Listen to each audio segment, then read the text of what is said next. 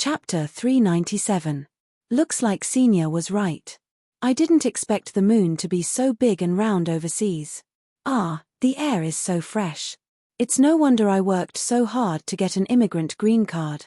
However, my sigh didn't receive any response. It seems that being in a different world isn't good. No one understood this cold joke. What era is it?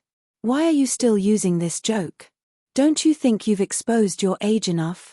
System notification. Reward, 5 justice points. Thank you. Alright, at least there's someone paying attention to me. There's no awkward silence. However, what I said was indeed correct. The moment I passed through the dimensional door, the most intuitive feeling I got from this world was the beautiful light blue starry sky, as well as the moon that seemed to be right above my head, giving me tremendous pressure. What big round moons, there are actually 3 of them. The blood-red moon was surrounded by a blood-red magic storm, and it was surrounded by a red satellite with an ominous tail flame. The pale red moonlight seemed to have magic power, and just looking at it would make people feel irritated. You're in luck.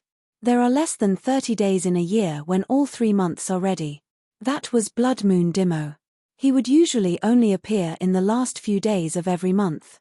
His appearance would cause beast hordes to go crazy, and he would also bring about beast tides and berserk dragon disease. The former can only be considered a small problem for the dragons, but the latter is more fatal. It will make the dragons who are not in good condition fall into madness. Therefore, we will not let the injured dragons and the young dragons be exposed to the moonlight. If they are not treated in time, this kind of madness can often last for nearly half a month. It felt nice to have a commentator by my side. If only she wasn't constantly staring at me curiously. When you were trying to hide something, the copper dragon's endless curiosity was really annoying. Beside the blood-red moon were 2 smaller full moons. One was white, and the other was khaki. However, the light they emitted seemed to be overshadowed by the blood-red moon. Holy Moon Wendia. She usually appears right after the blood moon.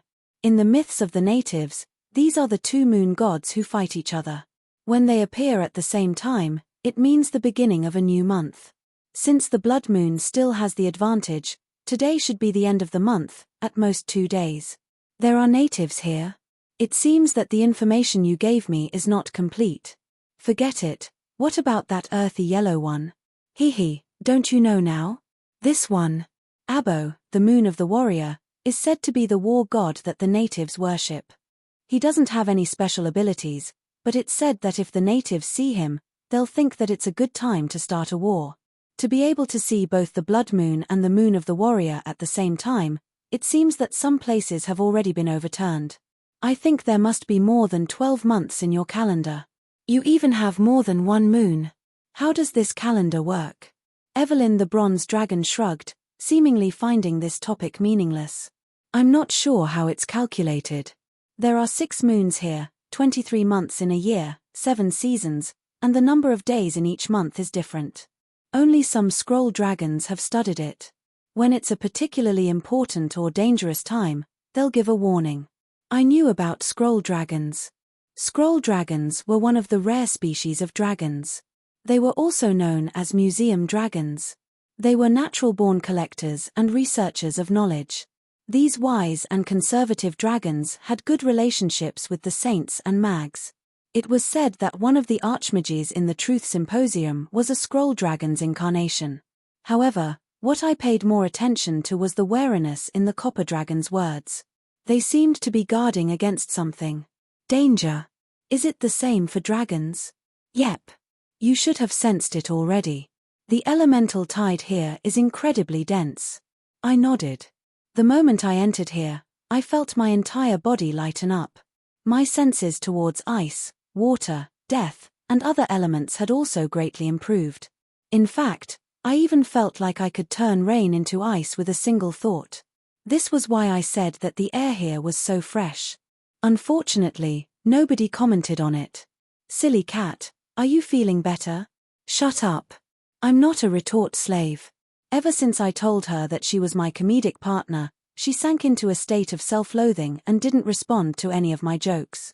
I'm the last princess of the Gold Elves, the undying Banshee Queen, and the future undead emperor. How could I possibly be a comedic character? Absolutely not.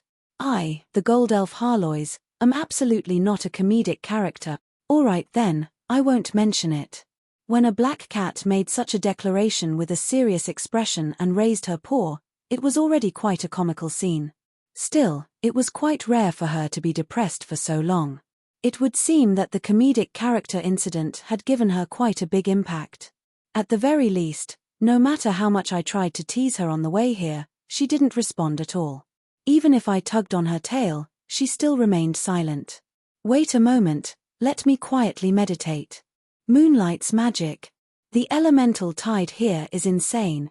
Wonderful. The silly cat became lively again. It seemed that she wasn't silent because she was depressed. Rather, she had sunk into a new research frenzy. It was no wonder that she was so excited. This world with such a high elemental density was actually similar to the high magic worlds in night novels. Cultivation and leveling up here would be much easier, and the strong would have fewer restrictions and more powerful abilities. Just this alone made this trip worthwhile. Perhaps this is a preview of the future.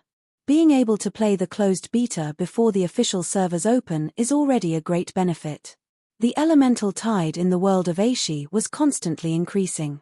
Being able to understand the natural laws of a world with a high elemental tide before others was naturally a rare opportunity.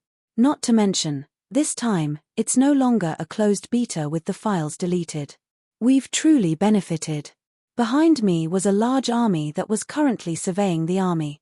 Engineers were currently collecting environmental data and testing whether or not their equipment could function normally. Warriors were currently testing the effects of the gravity here, which had increased by 1/5 on their bodies. In fact, there were even mags who were summoning fireballs. However, they were shocked by the fireballs that were twice as large as normal. They would be living in this dimension. Of course, many of them would successfully level up, which would naturally give them a head start over everyone else. This was also why I had decided to bring my entire family with me. Since there was such an opportunity, rather than only a few individuals benefiting, it would be better to benefit everyone on my side. Even though the dragons were facing a difficult situation where they had to forcefully fight against the titans, they were still doing everything they could to protect this world. From a certain perspective, this was proof of the value of this world. I didn't believe the information they provided that they were unwilling to part with this world just because it could increase the growth rate of young dragons. Of course, I wouldn't say such a thing out loud. At the very least, the reality of this world's high elemental tide density was obvious at a glance. It was impossible to hide. At the very least, I had to pretend to trust the dragons. The elemental tide density is indeed high. This is exactly what the information says. You said that some seasons will be dangerous. Does that mean that you aren't the only masters of this world? Although the information didn't mention it, it was to be expected that this world would have other residents. After all, there were so many dragons living here. Dragons were pure carnivores, and they were famous for having large appetites. They would need a large enough territory in order to provide a sufficient amount of meat. Not to mention, all the dragons had their own preferences for territory. There were plenty of dragons within the dragon species that fought each other for territory. Some even became mortal enemies. The blue dragons and copper dragons, who loved dry desert regions, the red dragons and silver dragons, who loved volcanic regions, and the crystal dragons and white dragons, who loved cold regions, were the most typical examples. Of course, this was also related to the natural enmity between the color dragons and metal dragons. Dragons needed to eat meat. That was why, even though the information didn't mention that there were other residents in this world, I felt that not only would there be other residents, there would be quite a few of them. It was highly likely that these dragons had a grudge against dragons. After all, back in the immemorial generation, dragons would hunt as they pleased. Most Aishi creatures didn't have a good impression of these aggressive flying lizards. Longtu definitely wasn't an individual. You can't say that. After all, this world is huge, and we can't occupy it all. For example, some dragons will take advantage of the blood moon to attack lone dragons, forcing them to enter the dragon berserk state. And when the blood moon is up, even we have to obediently stay in our dragon nests. Fortunately, it's only for 2 or 3 days a year. Hehe, today is the blood moon. Perhaps one of your dragons will be unlucky. No way. What a coincidence. I raised my head to look at the sky and actually saw a gigantic white dragon being chased by a group of tiger-headed people with wings. The aerial mounts they were riding on were flying dragons with fleshy wings.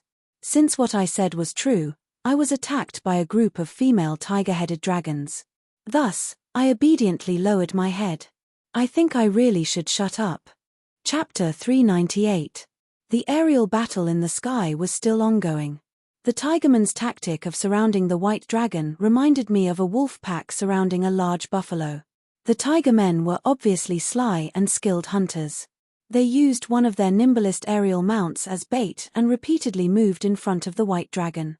As long as the white dragon's attention and breath were attracted, the others would take this opportunity to attack and tear open the wounds on the white dragon's back and wings. But when the white dragon roared and counterattacked, not hesitating to kill its mortal enemy, the tiger men immediately scattered. The small winged dragon flew quite quickly and was quite agile. The clumsy white dragon was unable to catch up at all, and the advantage of being small was even more obvious. The tiger men were patient hunters. They wouldn't care about winning or losing in an instant. They would only slowly try to teach their prey a lesson and wait for their prey to enter a desperate situation. Meanwhile, on the ground, the copper dragon was still smiling happily at me as if he didn't care about the battle in the sky at all. You're not going to help? That's one of your brethren? It seems that he's seriously injured. The white dragon's wingspan was only 3 to 4 meters. It would be difficult to say that he had just reached adulthood, and his wings were still pierced with several dozen bloody harpoons. He was slowing down, and the situation seemed quite bad.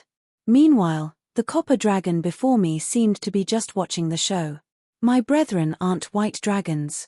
Perhaps you should learn more about dragons. Dragons of any species only have basic respect for other species. The concept of brethren and brethren shouldn't be used carelessly, not to mention the differences between color dragons and metal dragons.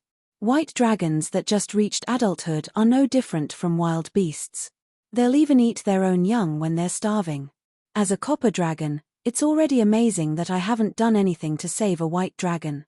I'll be laughed at by the other metal dragons if word gets out that I went to save a white dragon. Besides, an elite hunter from the Eternal Thunder tribe? You cowards with cat heads, stop bullying little dragons. Come face the wrath of a true dragon. With an angry roar, a gigantic blue dragon appeared in the sky.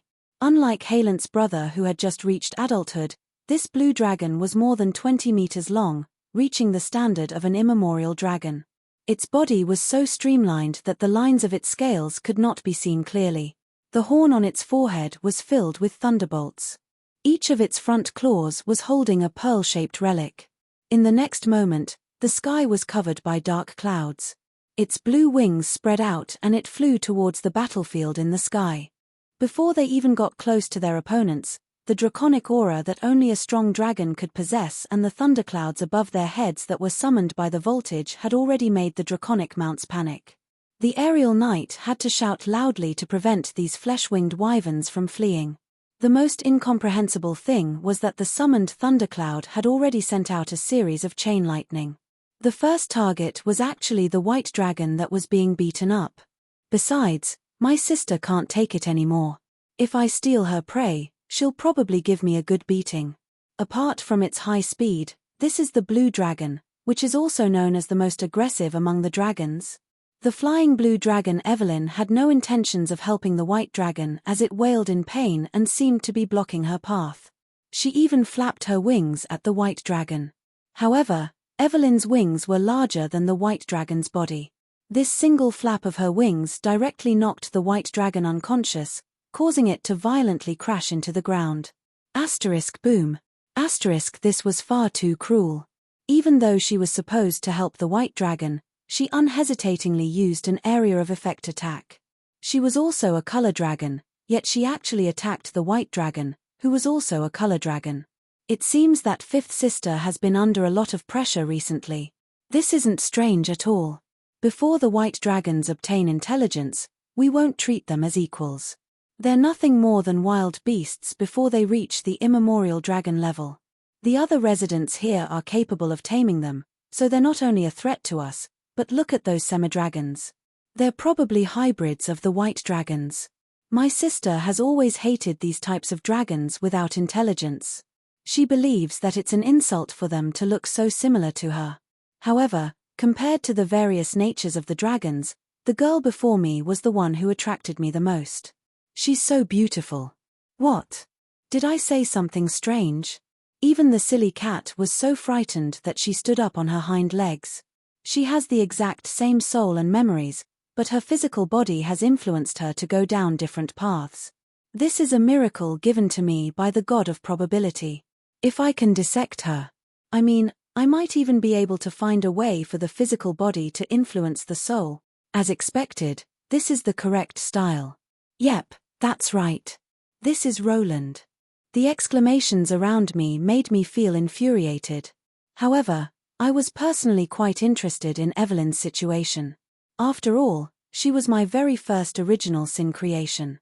She had even evolved and perfected herself over a long period of time. If I could dissect her, carefully study her, I would definitely benefit greatly. Unfortunately, it seemed that none of these 10 dragons would be easy to fool. Wanting them to willingly walk onto my surgery table, cooperate with my research would be easier said than done. You want me to be dissected? Dream on. You only need to point your blade at Cher, and us sisters will fight you to the death. Did I accidentally say that out loud?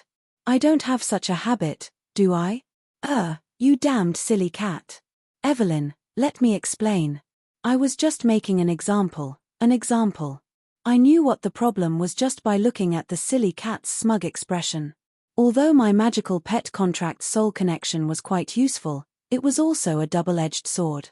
If I wasn't careful, I might accidentally reveal something. Now, the silly cat was definitely secretly telling on me.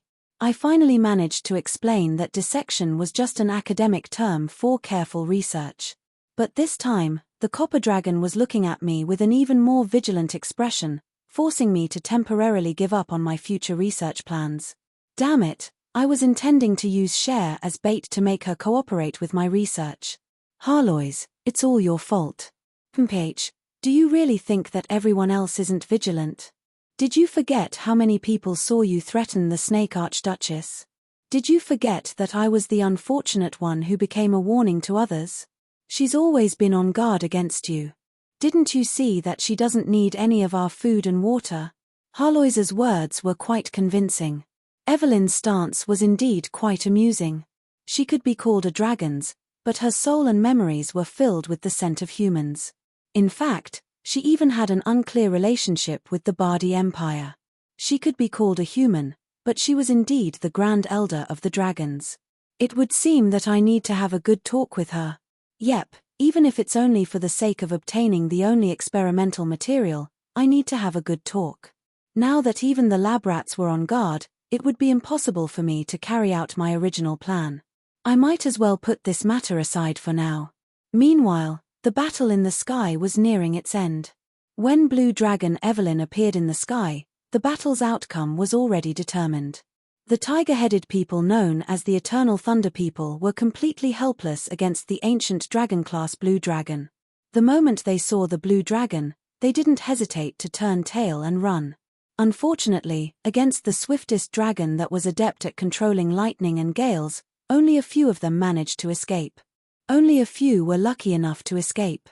As for the White Dragon, I hoped that the White Dragon's corpse would still be intact when it fell into the distant basin. But when considering the White Dragon's beast-like intelligence and reproductive abilities, one more or one less wouldn't make a difference. The Blue Dragon Evelyn wanted to take this opportunity to move around. We also managed to capture a few more captives.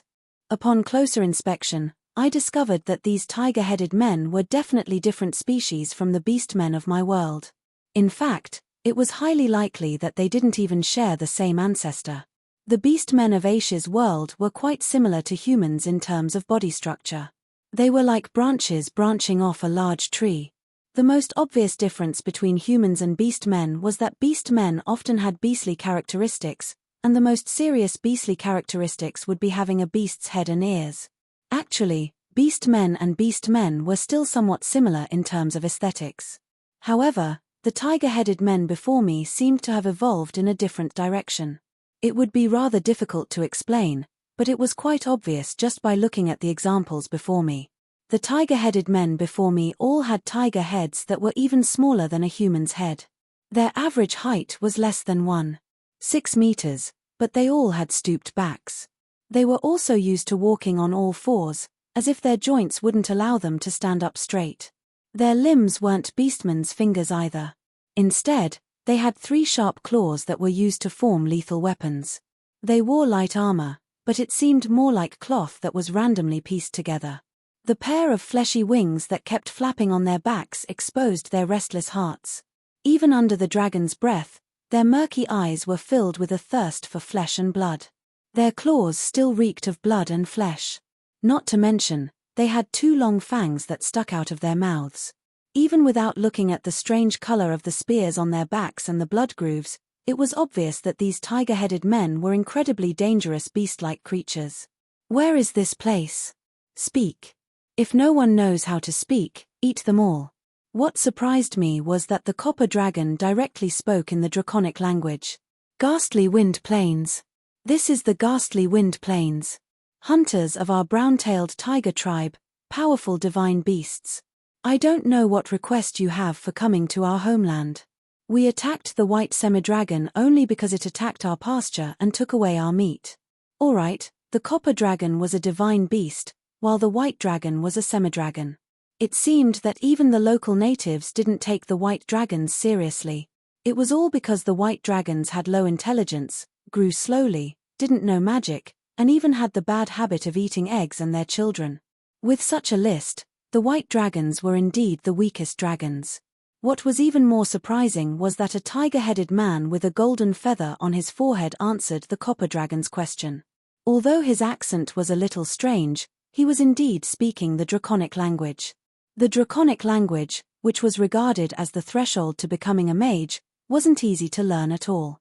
This type of language was naturally magical, with a large number of retroflex consonants and infrasonic waves that couldn't be heard by the human ear.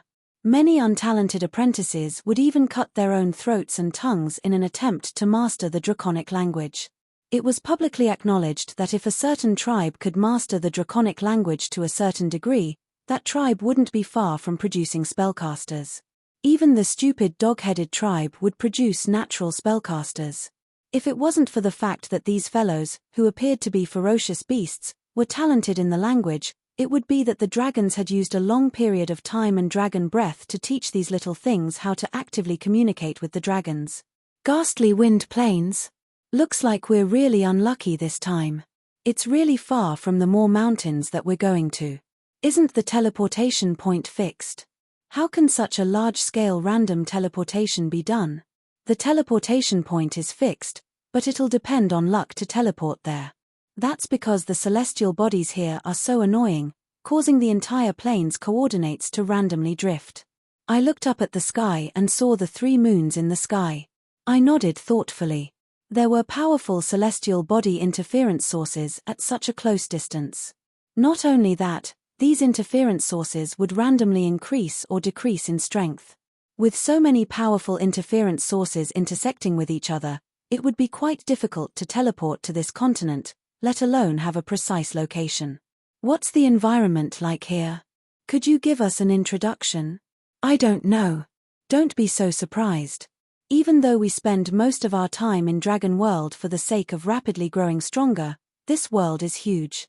How could we possibly know everything? All I know is that there was a huge battle here in the past. I heard that several powerful dragons' elders died here. The glorious tiger god is invincible. Kill these damned lizards. Although I didn't hear any loud noises, the golden-feathered tigerman's mutterings sounded like they were right next to my ears. And judging from Evelyn's reaction, this place seemed to be quite far away from the dragon's core area. In that case, just this point alone made this place quite suitable for my tastes. Aerial knights have taken off to explore and draw maps. Engineers are constructing temporary defense lines. Perhaps this will be our future home. Chapter 399. The fragrant scent of plants and trees refreshed everyone's spirits. However, the constant howling of beasts in the distance made everyone instinctively feel uncomfortable. Although the brownish-yellow soil with a hint of blood red seemed rather frightening, Druel had already announced that this was incredibly fertile soil. It was so fertile that all one needed to do was sprinkle seeds and nothing else, and they would be able to harvest a great harvest. In just a short few dozen hours, this place had already changed greatly. With the wood spirit's assistance, it wasn't difficult to set up a base here. In less than one night, a wall of thorns had been erected to create a living area for the humans. At the very least, this would prevent the beasts from spying on them. The simple tree houses were also able to provide shelter from the wind and rain. In the sky, the borealis searchlights constantly scanned the entire base. The Miser was resting and reorganizing, while the Avarice was accompanied by a frigate on an exploration mission. Meanwhile, the engineers were constructing defensive structures, and numerous goblin cannons and armored tanks were being pushed out of the airships. The most eye-catching part was probably the gigantic tower currently under construction in the center of the base. This tower's foundation was made of metal, but the large amounts of adamantine and mithril components were incredibly valuable. Even dragons would be dazzled by this tower's brilliance. The outer shell of the main tower was covered in dense magical runes. The outer shell was also covered in thick magical thorns, giving it a classical and natural appearance. There were also 4 smaller tower foundations around the main tower. The 5 towers were connected by constantly flashing magical runes. A mystical connection had already been established. 2 of the leaders, Timlad and Olivia, were personally supporting the construction of the main tower.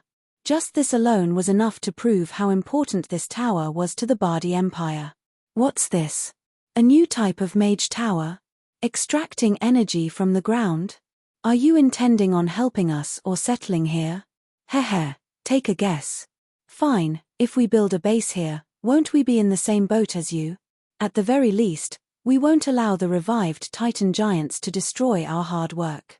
Indeed, judging from how many white dragons were being hunted here, there shouldn't be any powerful dragon residences nearby. And after confirming that this place was far away from the dragon's core territory, I decided to build a large-scale base here. No matter how I look at it, this doesn't seem like an outpost at all. You've always been so stingy, yet you actually invested so much into it. Do you intend to invade Dragon World? Let me say this first. There are more than 10,000 dragons here, and every lord has their own vassal group. There are also many primordial dragons and primordial dragons. Are you sure you can handle them? Copper Dragon's attitude was rather strange. She didn't give me the impression that she was worried about how the dragons would be affected, but rather that I would anger the dragons and cause them trouble. Simply speaking, her stance and attitude were both quite skewed. Ever since I first met her, I had this feeling. She was somewhat interested in the humans of Bardi, but only slightly interested. She was also rather lukewarm towards the dragons. She lived in seclusion in the human kingdom's underground as if she wasn't close to anyone, forming her own faction. Why, are you worried about me? Indeed, a little. After all, you are our creator and can be considered a good friend. Although you don't even remember it yourself. Looking at your ignorant face, just this point alone makes me want to beat you up. Copper Dragon was quite direct and told me about our past friendship. However, this made me feel rather conflicted. At the very least, based on the information I knew and the fact that there were no records of our relationship in the library, it seemed that our past grudges were quite complicated.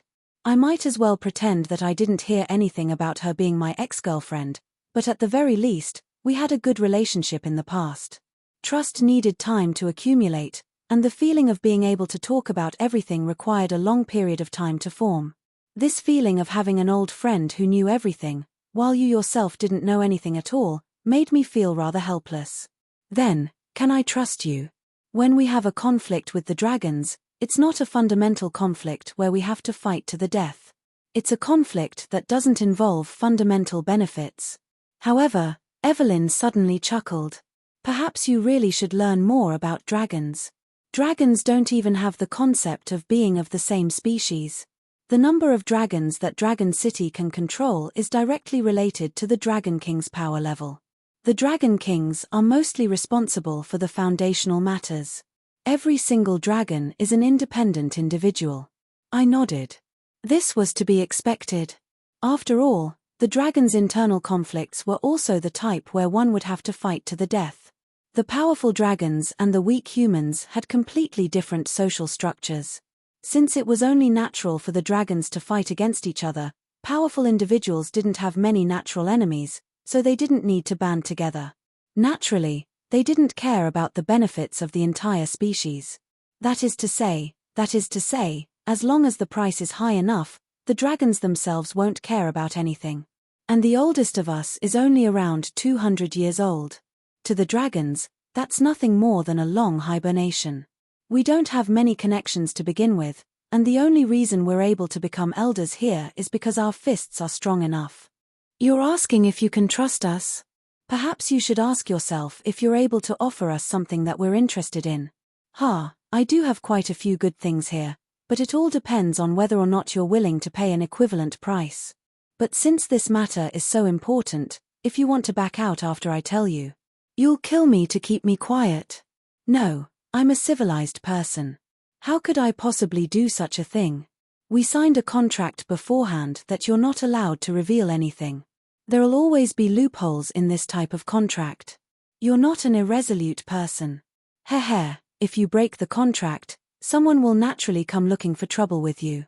Alright, I'll have to start from a long time ago. Around 100 years ago, I met Ale in the river Styx. And after that, our plan was carried out step by step. The most important part was that the law god ascended to godhood. Now, we're at the third step of our plan. Alright, this is what we want you to do. If you break the contract, Ale will personally come looking for trouble with you. It took me more than 3 hours to explain everything clearly. The two Evelyns kept asking me questions, and they were also communicating internally. I could occasionally hear things like second sister wants me to ask you. Eighth sister wants me to ask. And so on. It seemed that the Evelyns were actually able to directly communicate with each other. Their shared souls had formed a soul network that constantly resonated with each other. That's our plan. You can see that if our plan succeeds, you'll naturally receive abundant rewards. I just don't know what you're planning on doing. What I saw were several pairs of eyes that were abnormally complex. I never expected that you'd actually succeed. You're truly daring. You're basically becoming the enemy of all the current gods. You're even crazier than before. The chances of this plan succeeding are far too low. I thought that they would refuse, but I heard a third person's voice. We can understand what you're doing, and we approve of your hard work. However, we won't help you. A silver-haired Evelyn suddenly appeared in front of me. It seemed that the copper dragon was currently maintaining her projection. But we'll help you deal with some troublesome matters and mislead the dragons.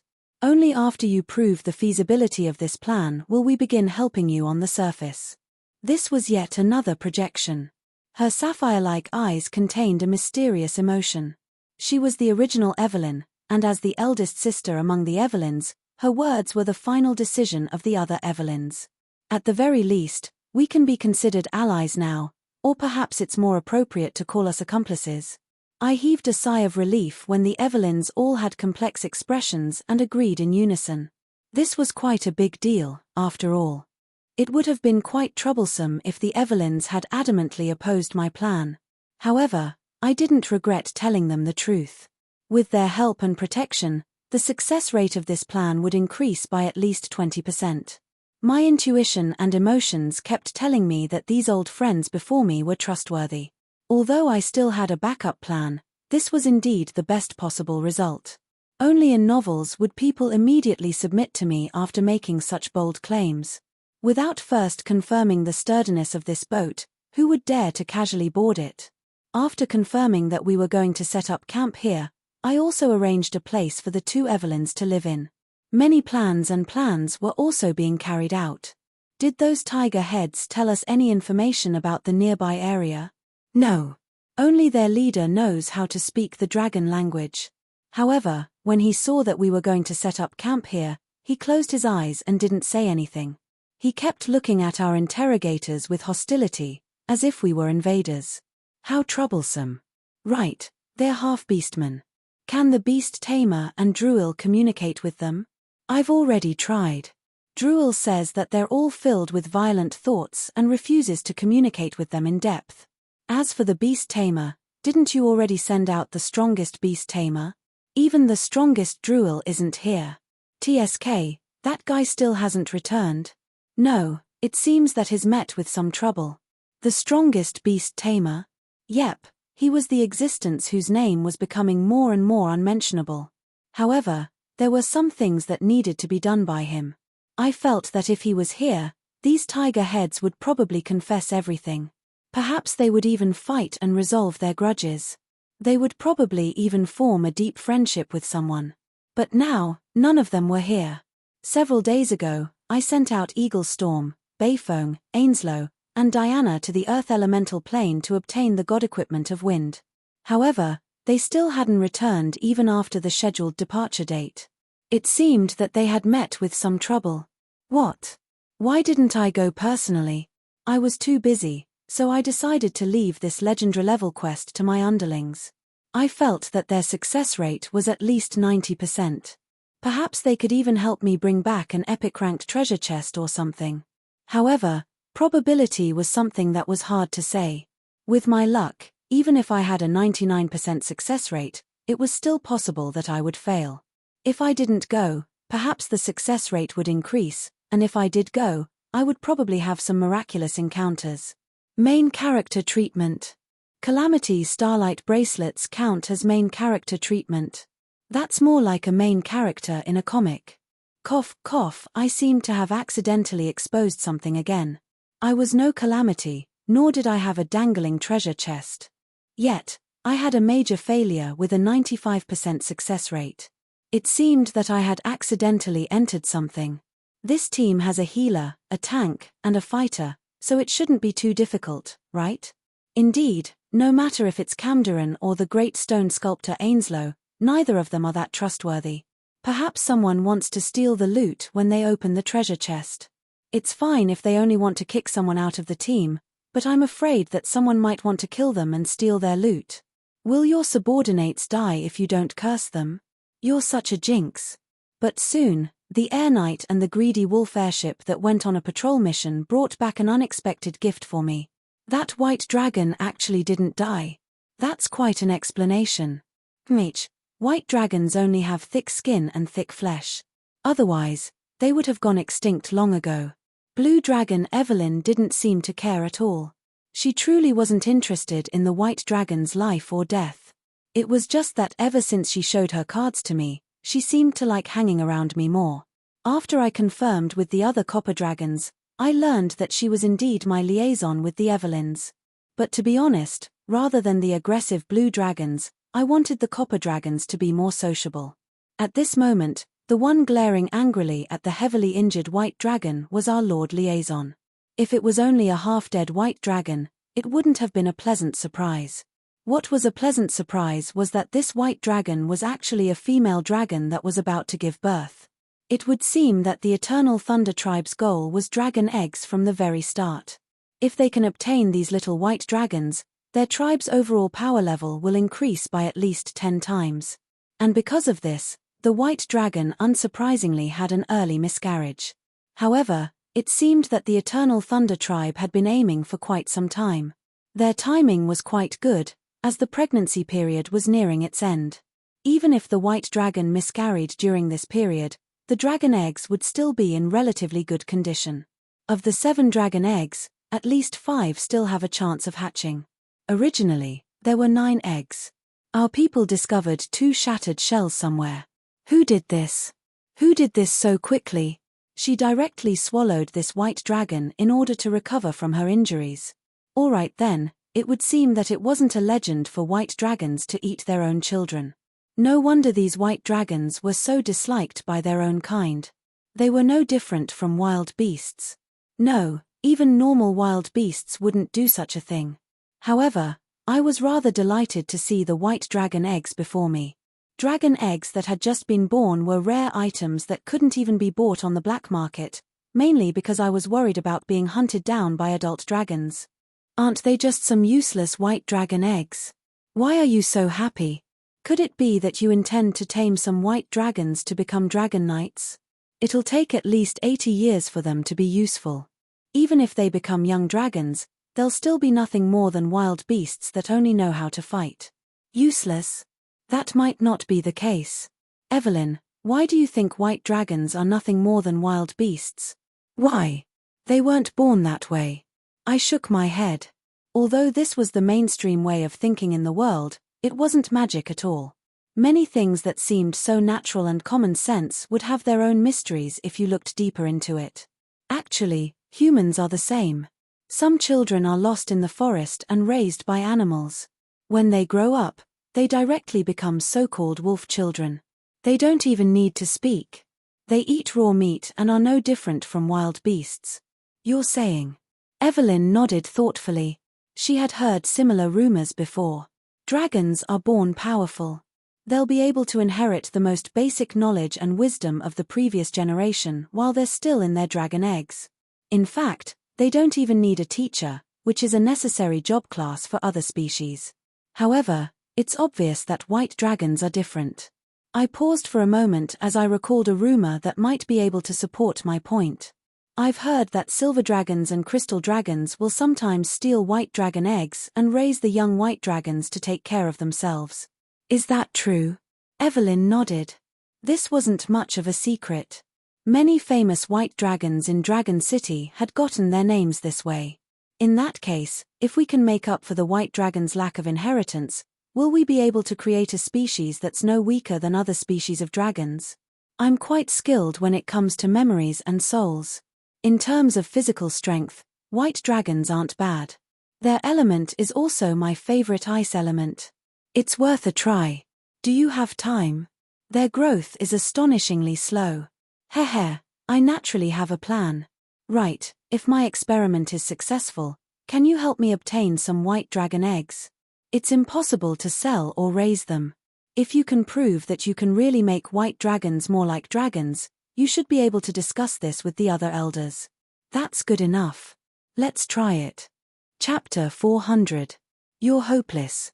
Remember to buy a good grave first, in case you don't have a place to bury yourself after you die. Sometimes, when a doctor told you this, it wasn't that you were hopeless, it was that they were saying, if you want to live, don't be stingy with your medical fees. And if you were truly hopeless, the doctor probably wouldn't say anything in front of you. The doctor would either inform your family or try to shirk responsibility. During negotiations, they used similar techniques a lot. First, I would make the problem sound as serious as possible and raise it high. If you were scared, then I would naturally accept all sorts of conditions that were similar to blackmail. I was used to using such techniques in negotiations in the past, but this time, I didn't lie. This dimension's collapse is unstoppable. Since the Titans have already awakened, and even their incarnations are moving about freely in the outside world, it's almost impossible to make them fall back into slumber. That's right, if someone had already awakened from slumber and was ready to get up, was there any way to make them fall back asleep? Although I didn't know who had placed the seal on the Titans, it had to be at least on the level of the goddess of order or chaos to be able to seal away an entire species in a perfectly balanced dimension.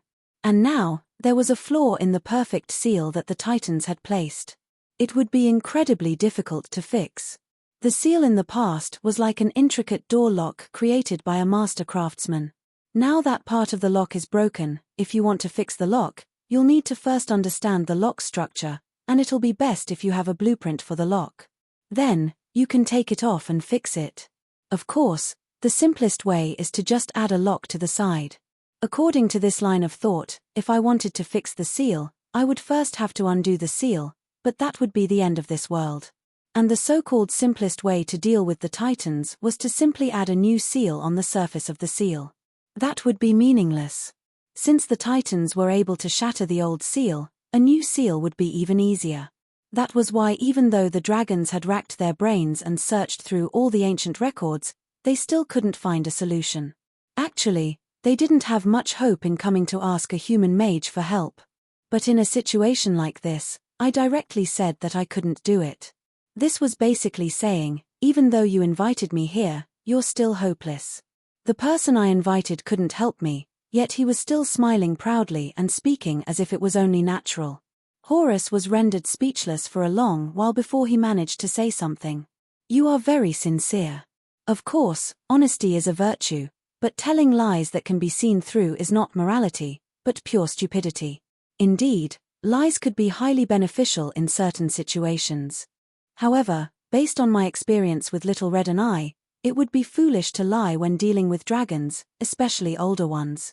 Apart from the fact that dragons loved to cast lie detection and truth detection spells on themselves, the worst part was that these large lizards who relied on their instincts would often have astonishing intuition. They would be able to use their intuition alone to determine if someone was being kind or lying. But if there's really no other way, there's no need for me to come. I swirled the glass. Through the bright red of blood, the scene in front of me was like a dream. Although they will awaken and this space is destined to collapse, it's not like there's no other way. We can completely delay the time it takes for them to awaken, and there's even a way to stop the collapse. Of course, to do that, the price we have to pay is not small. After I finished my discussion with Horus, or perhaps I should say that I finished tricking him, the welcoming party naturally came to an end. However, it was already late at night outside. I didn't follow Horus's invitation to stay at the location that Dragon City had arranged for me. Instead, I chose to return to the Borealis, which was parked outside the city, and wait for tomorrow morning for a formal discussion. After all, sometimes it was better to be more careful, especially when you had all sorts of valuable treasures on you and you just happened to enter a group of professional bandits. Professional bandits. Ein Meses, Little Red, will probably be quite displeased if she finds out that you're belittling dragons like this. No, if she really finds out, she'll only proudly praise me. After all, she's the female dragon who wrote a manual on why to rob others. In her mind, robbing is also a skill, and she herself is a master of this skill. As I strolled through the streets of the Dragon City, I admired the priceless jade buildings as I spoke ill of the dragon race. You don't say. They were like this back in the day as well. They basically viewed robbing as a normal job. Not only did the color dragons have no qualms about robbing others, even the metal dragons often did similar things. However, they would often use the excuse that they were fighting against evil. But in the end, all the wealth of those villains would vanish without a trace. That's because they've been the strongest individual in the mortal plane for such a long period of time. Nobody would care if they did bad things, so it's only natural that they would lose control of their violence. It's just like how naughty brats with no one to teach them how to be tyrannical. It's quite normal for them to treat other people's belongings as their own. As Harlois and I walked down the street, not only did we constantly attract the attention of bystanders, we also attracted many followers. However, as we walked, these followers would gradually disappear. The previous incident had already made us into a moving bomb in the eyes of the dragons. In order to prevent us from causing trouble, there were naturally people secretly following us and chasing away uninvited guests. Even though we clearly knew that there were people secretly following us, we still fearlessly badmouthed the dragons. In fact, we even intentionally spoke louder. Are we going back now? Of course not. It's rare for us to be here, so I want to take a look at Dragon City's night scenery. You're going to parade around with a bunch of tails? Do you really like being treated like a monkey show? Of course not. That's why we should change our clothes. We randomly found a random corner and wandered in. Suddenly, a series of traffic accidents occurred behind us, and when we reappeared, we were no longer the same two people as before. Red full-body armor and a gigantic heavy sword on one's back, along with a powerful aura of a dragon bloodline, were quite common in this city. Due to certain reasons, warriors who intentionally hid their faces from others were now the norm. After all, the awakening of a dragon bloodline would bring them power, and they would be considered lucky if they could still maintain an acceptable physical appearance. Pure-blooded dragons would also judge others based on their appearance, and it wouldn't feel good to be treated as a bastard. As for the most commonly seen detection magic, I was immune to it from the very start. When I brushed past the panicked follower, the heavy sword transformed back into the black cat that leaped onto my shoulder. She lazily rolled around and scratched her cat whiskers, as if this was the most comfortable position for her. Where are we going? Are we going to rob the dragon's treasure trove? Or are we going to steal some more dragon eggs? I'm not a dragon, and I don't have such hobbies. Besides, if we cause any more trouble, won't everyone know that we did it? Let's go see what the dragons are hiding. What they're hiding? Yep. Haven't you noticed that this city is far too peaceful? You're talking about the giants. I nodded. Halen's impression of the giants and dragons was that they were fighting each other. I doubted that the dragons would be able to defeat all those troublesome giants in such a short period of time, and even if the dragons won, they would definitely suffer tremendous losses. I wanted to learn more about the giants' actual combat strength, and it would be even better if I had a battle report from the dragons and dragons. Why don't you let the dragons lead the way? No matter what, we're all allies now. Would you let your allies see how weak you are? That's true. But unfortunately, even though we did our best to search for them, we still couldn't find any traces of injured dragons, even though we followed the paths of healing and drinking water to search for them. Even the dragons would need large amounts of food, water, and medicine to recover after being injured. It would seem that the dragons really aren't here. Then where would they be? The front lines. Don't tell me there's another dragon city. Hey, why are you thinking about it so seriously? I'm just saying it casually. No, it might actually be possible. I don't think that the dragons would so easily reveal their true location. Our two envoys chatted as we walked. We would also occasionally look at the roadside stalls and try to pick up some rare treasures. What? We weren't doing our jobs anymore. We were doing our jobs. Weren't all diplomats supposed to be spies? Look at us, we were still trying to gather information about the dragon's citizens. How could we be so professional? It seems like you're thinking about something really rude. Not all diplomats are spies or scouts. They're the ones responsible for maintaining the relationship between two countries. They have such a hard time. Yep, they have to do their best to test the color of the dragon's underwear, and then they have to incite the dragon's citizens to go out on the streets. Finally, they even have to do their best to support the dragon's opposition. What a tough job. Although we still didn't gain much, chatting improved our moods quite a bit. To be honest, if the situation allowed for it, I'd really like to make a trade with the dragons. After all, every dragon is a treasure trove. So many resources accumulated together would be nothing to scoff at. How are we supposed to trade? It's not like the dragons lack anything. They lack plenty of things. Haven't you noticed how simple life in Dragon City is? They don't even have casinos, brothels, or bars like normal cities do. And even if they lack nothing, can't we just create consumption? Eating, drinking, and pooping won't earn us any money. You're saying? Don't be fooled by Little Red's playful appearance. She actually cares a lot about her scales. Every once in a while, she'll go take a volcano bath, and she'll regularly polish her nails. It's said that if she doesn't take care of her nails for a long time, her combat strength will decrease. I wasn't making this up. A human's nails would be dry and cracked, which would probably make them look ugly.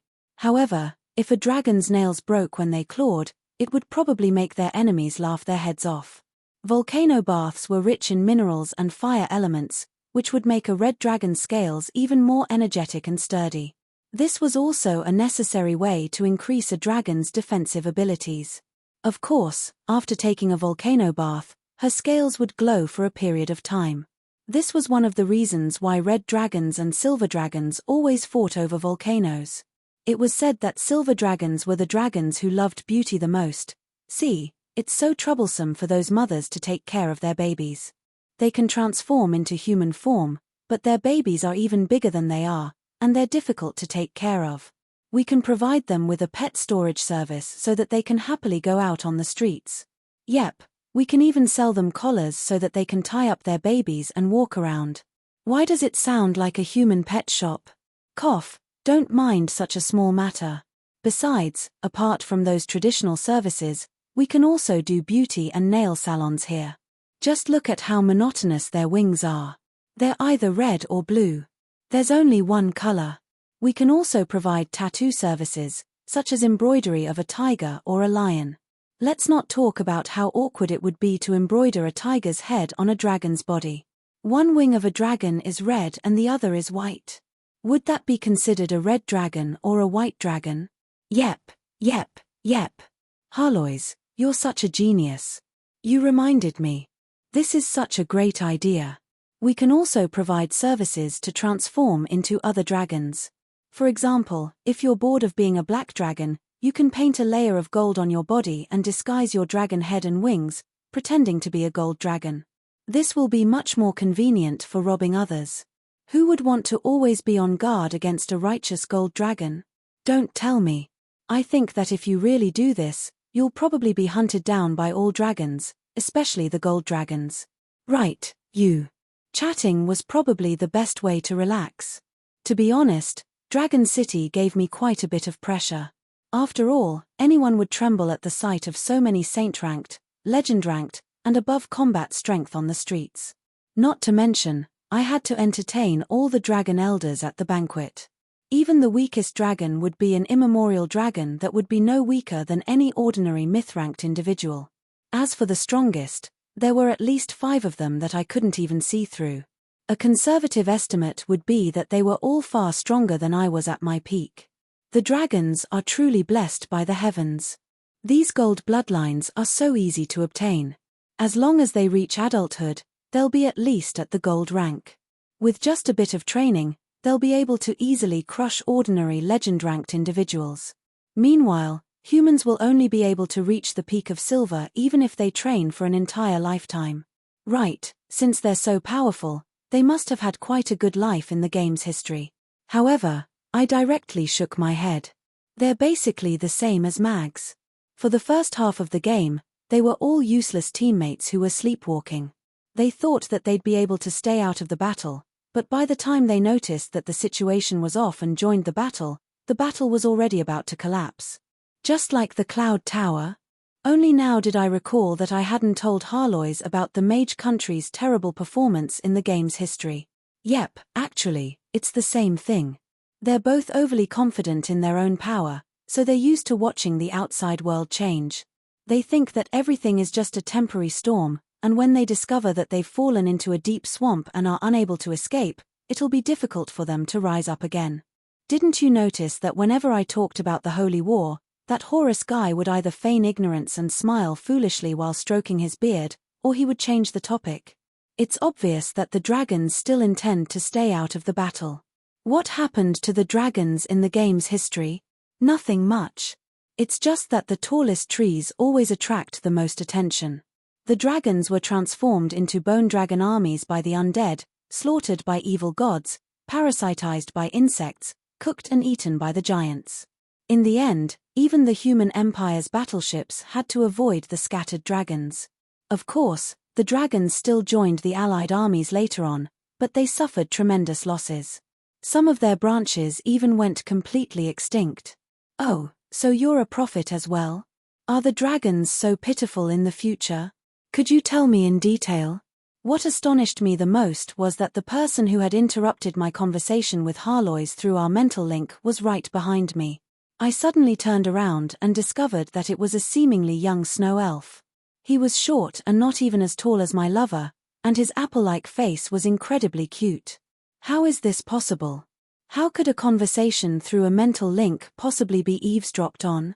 I had an expression of astonishment as I clenched the white rose in my sleeve. My expression was still pale with fright, but I was seriously considering what information I could divulge, as well as the possibility of silencing Harlois in Dragon City. Youngsters these days are truly frightening. They're always thinking about silencing others. Relax, youngster, I've come with good intentions. Please put away that white rose of yours.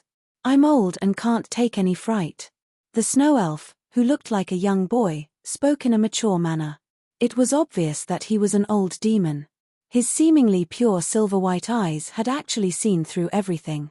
My name has long since been forgotten by the world.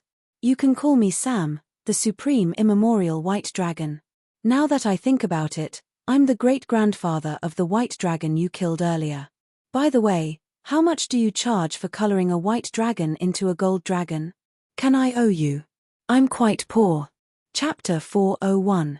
Debt. Sorry, I can do that for other species, but don't even think about dragons. I've been dealing with dragons for quite some time now. If they say that they owe me a debt, that means they don't intend to pay me back. They're basically on the same level as elementary school bullies.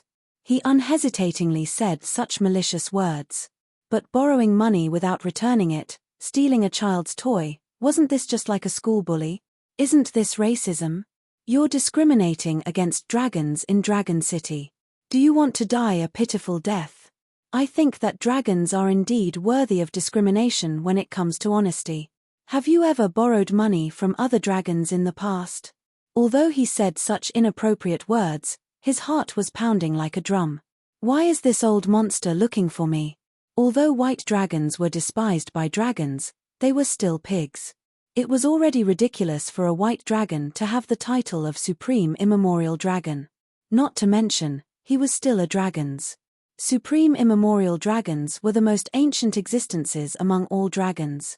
There was no limit to their strength, so it was difficult to estimate just how strong they were. Since he was a Supreme Immemorial Dragon, he was likely a powerful individual who had survived the ancient god wars. Existences who lived for tens of thousands of years were doubtlessly the strongest of all dragons. Naturally, they were also the strongest in the world. Any white dragon that appeared in the world would be ranked in the top 10 of the calamity rankings. He was far from someone that a youngster like me with only 300 years of experience could deal with. Such existences had long since surpassed Dragon City's control. After experiencing endless wars and time, most white dragons didn't care much about power and status. No matter what species of dragon they were, they would usually live in seclusion. It was quite incomprehensible for him to suddenly come looking for me.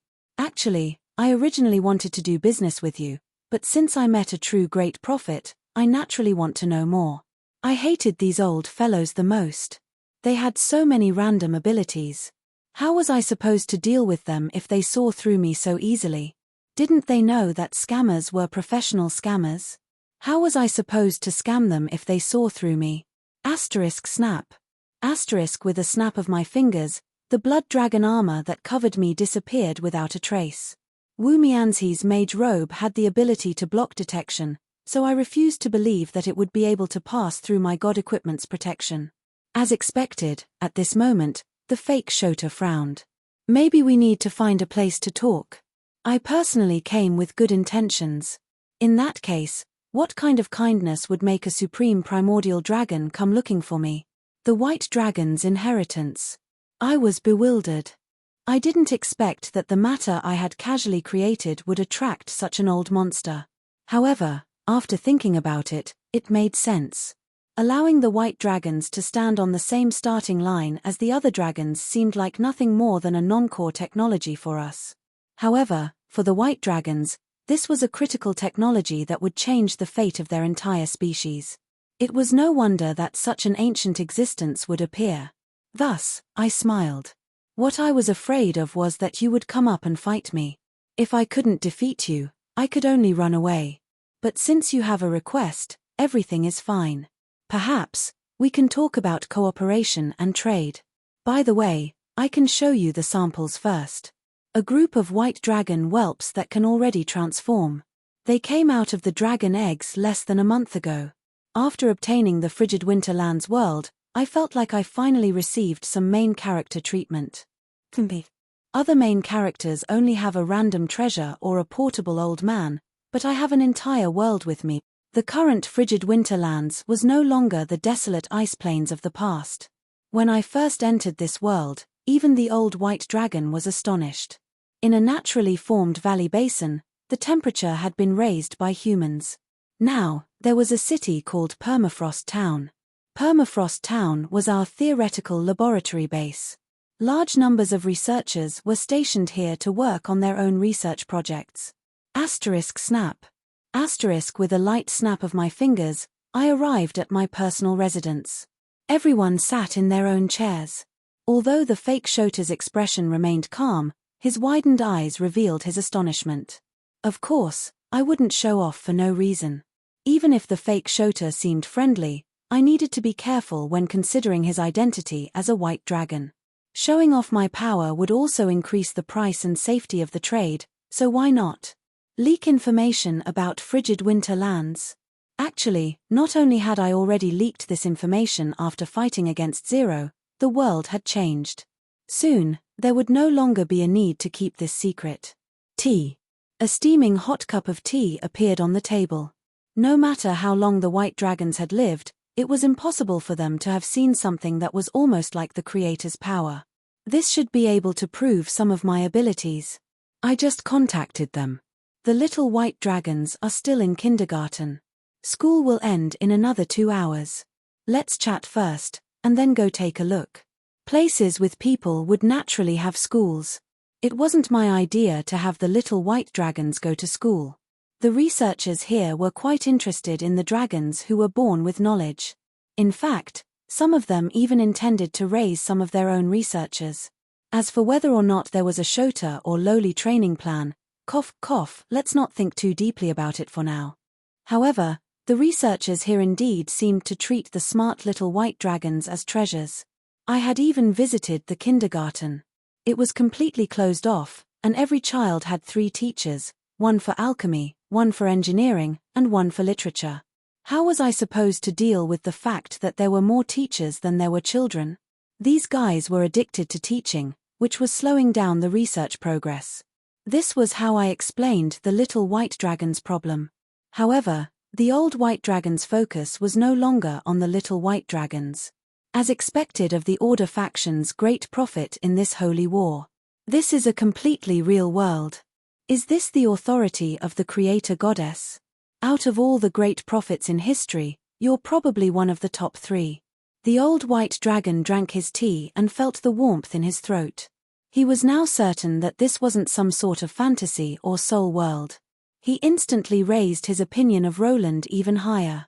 Originally, the old white dragon had only viewed Roland as a junior who had made some achievements. His ability to truly be a prophet increased his opinion of Roland. But now, in this completely real world, the old white dragon now viewed Roland as an existence on the same level as himself. Don't underestimate this existence on the same level. For supreme immemorial dragons, they only needed to maintain the most basic level of respect for even a true god. It was unknown who would die if they went all out. Dragons would never have the habit of worshipping the weak. As they watched the gods change, they even looked down on the unlucky ones who were bound by their own rules. It seemed that only supreme immemorial dragons and immemorial dragons viewed the gods as nothing more than sacrifices and consumables for the world. Not only that, they had always stayed out of the holy war, which made them view all other species as nothing more than ants. Perhaps you would be able to have a good conversation with such an existence if you met him by chance, but he would actually look down on you. It was just like how a human would look down on a harmless little animal. When they were happy, they would play with the animal, but if they accidentally angered the animal, or decided to take it out on the animal, it was possible that they would die a horrible death. Actually, dragons weren't the only ones who had this problem. Many ancient gods and golden bloodlines had this problem as well. It was just that dragons had a particularly obvious symptom of growing the corners of their eyes. The only way to cure this problem was to beat them until they were convinced. This is an illness that needs to be cured. First, beat them until they're half dead. This was how I dealt with the black dragons and red dragons who had joined Donglan but were still acting all high and mighty. It was quite effective. But right now, I was rather astonished. Why would prophecies have anything to do with the Order faction? The Order faction's great prophet? Does this have anything to do with the Order faction? Isn't prophecy supposed to be a separate magic system? It was rare to meet such a powerful person, and the dragons didn't seem to be tight-lipped either. Of course, this is only the ultimate power of the Order faction. Order has its own rules, and the highest level of rules are nothing more than space and time. Prophecy abilities seem to have no rules at all, but they're actually the materialization of the rules of space and time. Being able to obtain more information than your enemies is the foundational reason why the Order faction's overall combat strength is always greater than the Chaos faction's. Fate is the same. Otherwise, why would the god of fate be in the Order faction? Alright then, This was a secret that completely messed up my knowledge system. In the past, I had always treated prophecy magic as a separate type. But when I thought about it carefully, it was quite possible and logical. But if I really tried to investigate the past, some things would be terrifying. I shook my head and tossed all this nonsense to the back of my mind. I would deal with these things later. I should first deal with the problem before me. Do you have any hopes for the dragon's future? Since you've already heard my prophecy, do you have any plans? Perhaps you short-lived species have too short a lifespan and don't have many memories, but I've personally met quite a few great prophets. The old dragon was quite relaxed as he quietly sipped on his tea. He could tell that this was Moia crystal tea, a special product of the wind elemental plane. If it wasn't for the fact that this plane was so special, it would have been impossible for it to exist in the mortal plane. His relaxed manner seemed to indicate that he wasn't really worried about the Armageddon in his prophecy. I carefully observed him and discovered that he really didn't seem to care. Those prophets are used to making things sound so serious and thinking about it so seriously.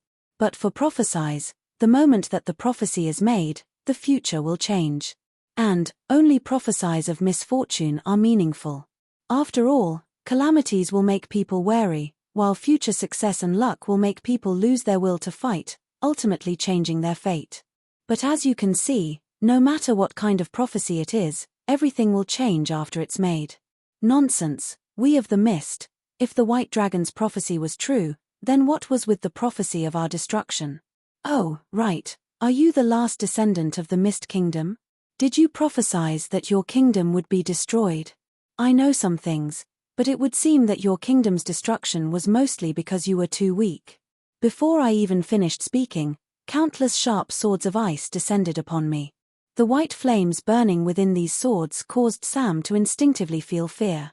This was a trump card that could threaten me. I once again raised my opinion of this young man in my mind, but I still had a smile on my face. I closed my eyes and took a deep breath as I looked at the calm elderly man. I used too much force in my hand and accidentally crushed the cup in my hand. The headache helped me regain my sense of reason. My sense of reason told me that Sam was correct. However, the anger in my heart kept accumulating. I was quite displeased to be evaluated in such a way, and when I thought about the warriors who fought against misfortune until the very last moment, I felt quite displeased. Indeed, perhaps we humans are still quite weak compared to you dragons, but, at this moment, my words were filled with anger, but I was suddenly interrupted. You've misunderstood. How could I possibly be so shallow as to evaluate strength and weakness? I'm talking about the difference between your power to change fate and the power that allowed history to develop normally. Besides, the destruction of the Mist Kingdom back in the day was actually something that far surpassed what mortals could handle. This time, it was my turn to be astonished. Wasn't it all because of the masterminds behind the scenes? If they weren't mortals, then what were they? We're both ice dragons, and I have a good relationship with the Dragon of End, Excelsius, Dragon of End. How could I possibly forget such a Chunibya nickname? Wasn't that the king of frigid Moor from the Great Snow Mountain? He treated me quite well, and I learned all of my foundational magic from him. Back in the day, when the Mist Kingdom was destroyed, the Great Snow Mountain was cut off from the entire mortal plane. All of the frigid Moor were trapped in the Snow Mountain. It's likely that there are no more than 10 people in the entire universe who are capable of cutting off and sealing off an entire plane without any side effects. To be honest, I felt that it was like killing a chicken with a butcher's knife, but now that I see you, I can understand. The next instant, the entire mortal plane began to violently tremble. Glacier began to extend from the ground, and the sky was filled with thunder and lightning. The entire world began to furiously distort. I couldn't hear what else the elderly dragon said, but there was only one sentence that kept repeating in my heart. There was actually a mastermind behind the scenes back in the day. The true culprit hasn't been judged yet. Our enemies are still at large. Chapter 402. Let's not mention the trouble that Beifong had caused for the time being, since he was nothing more than a blind fool. After everyone else left, I left behind the person that I had truly sent to carry out this mission. After all, some things were better if fewer people knew about them. It would be much more fun if schemes were exposed to the public. The great stone sculptor's attempt to ascend to godhood failed? Well done. I nodded after hearing Beifeng's explanation. Actually, this was the true goal of my treasure hunting team, which was to make a certain someone lose the possibility of ascending to the Earth Elemental God's throne. In normal situations, repairing the Earth Elemental throne would require a large amount of god equipment materials and time. If left alone, it would probably repair itself in several tens of thousands of years. But if one wanted to speed up the repair process, they would need to spend money and materials. The more they spent, the faster the repair process would be. Why does it feel like this is a Chinese scam MMORPG? Fortunately, I'm not one of the players fated to be scammed to death. I'm the mastermind behind the scenes. Originally, I didn't intend to care about the Earth Elemental throne. After all, this pit was far too deep. It would be fine to just let it repair itself over time. But even though I didn't intend to help this bottomless pit, someone else was far more anxious than I was. After all, I wasn't the only one anxious when the Earth Elemental Throne's repair time was tied to the stability of the Dragon World's seal. Since there's a sucker paying the bill, I can participate. All I needed to do was act as a middleman and bring the Mage Country and Dragons' people to the scene to see the situation. Then, under the astonished gazes of the two major clients, I would make a long list of resources needed to repair the Earth Elemental throne and wait for the two major clients to prepare all the resources. As for whether or not there was any embezzlement, would you believe me if I told you that I didn't leave anything behind? Of course, I also made some contributions in order to show my international spirit of sharing wealth and suffering together. For example, I handed over more than half of the Earth Elemental Throne's shards that Beifeng had collected. I also gave away the remaining shards that I had digested in the frigid winter Earth. The Earth Elemental Lords, led by Ainslow, were the ones who helped the Elemental Throne's restoration go extremely smoothly. After the Elemental Civil War came to an end, the Earth Elemental Lords actually reached a consensus on the surface and looked forward to the swift birth of an elemental god. I didn't know what conditions Ainslow had promised me, or how she had convinced the Earth Elemental Lords, who were difficult to communicate with, to support her ascension to the throne. However, the end result was that all the Earth Elemental Lords opened up their own treasure vaults, and paid up all sorts of divine Earth Elemental items without caring about the cost. The quantitative change finally became a qualitative change. 10 days ago, an elemental pillar of light began to form. The Earth Elemental tide in every plane is rapidly decreasing. It would seem that the Elemental Throne is about to form. The Elemental Throne's restoration went quite smoothly thanks to all the Earth Elemental Lord's investments. However, this Elemental Throne that had been formed so quickly was obviously inferior to the original version that had taken tens of thousands of years to form. Anyone who ascended to the throne with this Elemental Throne would likely become the weakest elemental god for a long time. Considering how Amdirokan was still so strong despite being heavily injured to the point of death, the weakest elemental god in the Earth Elemental plane wouldn't be any weaker than a powerful god. That's why, don't let Ainslow succeed in her ascension. Even if there must be an elemental god, the dumber and weaker the elemental god's ascension will be more in line with my expectations. This was a secret order that only I knew about. In order to avoid arousing suspicion, I didn't even personally go to the Earth Elemental plane. I didn't want the others to ignore me and make me take the blame if something happened. Although I was indeed the one who should take the blame. For some reason, I kept feeling like my reputation was becoming more and more devilish. It's all the devil's, Roland's, fault. As for why I couldn't let the great stone sculptor ascend to the throne, wasn't she supposed to be my ally? Actually, although I had signed all sorts of contracts with her, I could sense her astonishing ambition and influence all the more. As the Stone Mother, she had previously been the leader of the Amdirokan Alliance. Many of her descendants were powerful elemental lords. She had left the elemental planes not to avoid the dangers of a new elemental war, but rather because no matter how the elemental war ended, she would always be the final victor. This was just like how she had been the most proactive in attacking Amdirokan. That was because if the elemental lord had fallen, it would naturally be her turn to ascend to the throne as the elemental lord for eternity. Her true reason for coming to the mortal plane was to gather information about the other planes. In fact, she even wanted to gather information about me, the person who had defeated Amdirokan. This wasn't something that an elemental lord who was only limited to the elemental planes would need to know. Doubtlessly, her goal definitely wasn't the Earth elemental plane. As for her relationship with a certain someone, at the very least, after that certain someone discovered her ambition and true nature, this relationship became nothing more than an act. Later on, when I discovered that she had some faint connection to the lower planes, her so-called contract became an unreliable restriction. If the great stone sculptor truly ascended to the throne, this ambitious stone mother would likely become a new source of trouble. I don't care who you choose to ascend to the throne. Even if it's a rock or an insect, they'll still be stronger than her. As for the person who would carry out the secret order, only a certain someone who was becoming more and more mystical would be able to take on such a heavy responsibility. But judging from the current situation, not only had he accomplished this, he hadn't been discovered by anyone involved. In fact, the great stone sculptor even viewed him as a trustworthy ally. How did you do it? After that elemental throne is formed, it should automatically choose the most suitable elemental lord to ascend to become an elemental god. How did you twist this rule? The elemental throne was an inanimate object, after all. It was the incarnation of the dimensional will. However, it would only choose the strongest earth elemental creature within its range to wear the crown. Of course, the prerequisite was that the earth elemental creature was willing to ascend to the throne. However, it was impossible for inanimate objects to measure soft conditions like technology and knowledge.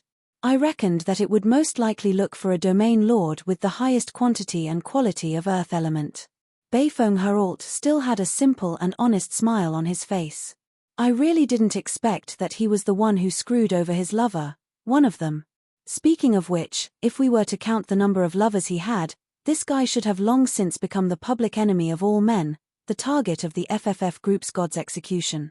However, not a single person envied him for his main character aura and luck with women. What I'm doing is simply to have an existence in the mortal plane that's more suitable than her to become an elemental god. For example, a certain domain lord who wields the god equipment of Earth. I was rather astonished. I was the only one who knew about the existence of the god equipment of Earth. How did Beifeng manage to obtain it? It's already good enough that your companions don't beat you up. Do you think they'll listen to your orders and work for you? Earth elemental artifact. Wasn't it in the wind elemental plane? Oh, I understand now, Kamdiran. Beifeng nodded with a proud expression. This time, even he felt that he had done a wonderful job. He had accomplished such a great thing just by moving his lips. Some things were better understood than needed. There was no need to reveal everything. As the wind elemental god was the earth elemental god's enemy, Kamdiran naturally didn't want to see a new mortal enemy even more dangerous than Amdirokan appear. And since his second goal in this trip was to obtain the god equipment of wind, it was only natural that he would bring his companions to the wind elemental plane to obtain the god equipment of earth in exchange for it. Not to mention, he would also be able to screw over the great stone sculptor. So, when the elemental throne chose a new elemental god, the god equipment of Earth was one of the targets you chose, but the great stone sculptor simply missed out on the elemental throne? Right, who did you choose? An elemental lord with the highest amount of Earth element in the world. Not only that, he was the least threatening target. I was rather astonished by Beifeng's words. Who? Little Sand. Who's that? I've never heard of an elemental lord with that name before. Didn't you say that both bugs and rocks are fine? Your wish is my command. You've seen Little Sand before. He's the one that ate the most elemental thrones. Sandworm. You really dared to do it. Indeed, there was nothing more suitable for my goal than sandworms. They were pure creatures of the earth elemental plane. They would never consider leaving the plane, and they didn't have much intelligence, so they were of no threat at all. How did you do it? Little Sand had already devoured a large number of elemental throne shards, and he also devoured the god equipment of Earth. Along with his mountainous body, the sandworm had an astonishing amount of earth element. And so, Little Sand was chosen. You don't know how much despair the other elemental lords felt when little Sand suddenly crawled out of the ground and the elemental throne directly chose him. Nobody suspected that you were the one who did it. Of course. I've always been careful. The Sandworm King itself already has an astonishing amount of earth element. Then, I told them that the elemental throne had been devoured by him. Most people thought that it was just a coincidence. You did a good job this time. Originally, if your lover became the earth elemental god, you should have at least received some benefits.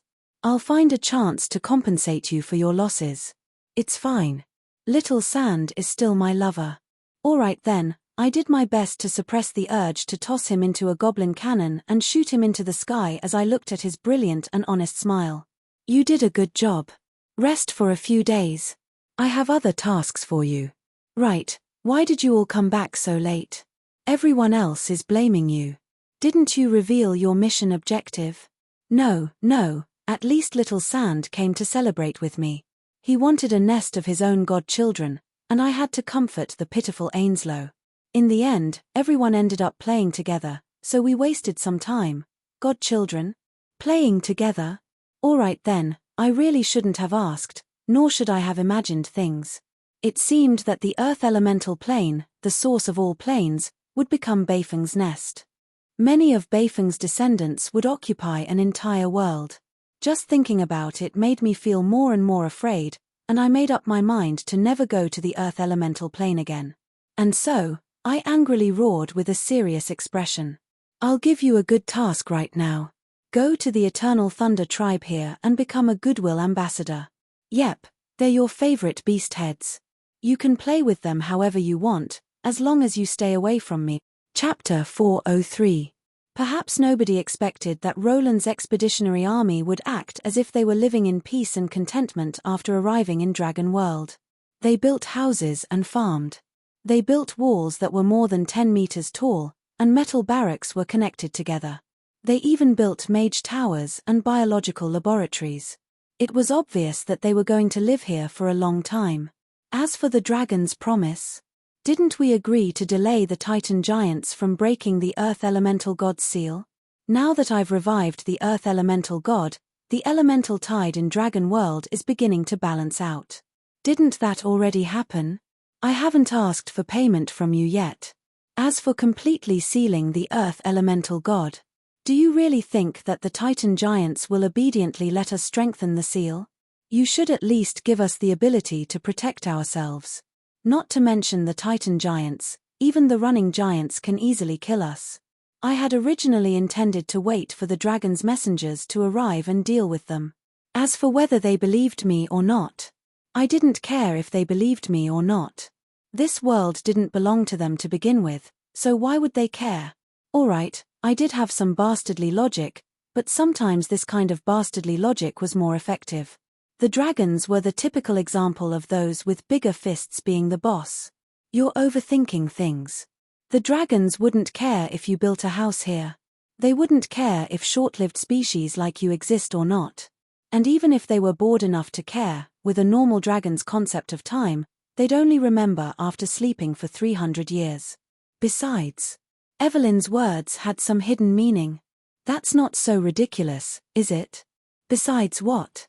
Besides, our fourth sister is doing her best to cover up for you. In their eyes, you're working hard to balance out the elemental seal, so why would they come looking for you? Right, since you've already done part of it, you can ask for payment now. Alright then, this was what true allies should be like. Even if you didn't mention it, they would still think about your benefits. But 1 week later, another dragon descended from the sky. When I looked closely, I saw an old acquaintance on the dragon's back. Isn't this my good friend from the same school as me, Cade? Why did you come looking for me? Could it be? Heh, I can't believe you still remember your mission. It's that could it be? Cade stroked his beard, taking advantage of his old age. His snow-white beard was so fluffy from washing that it seemed as if he really wanted to pull it out. You didn't come all the way to another world just to return the money, right? You're such a good person. I'm not here to pay you back. Oh, no, I don't even owe you money. You've played this joke long enough. Are you still not tired of it? My disciples are all guessing how much money I owe you.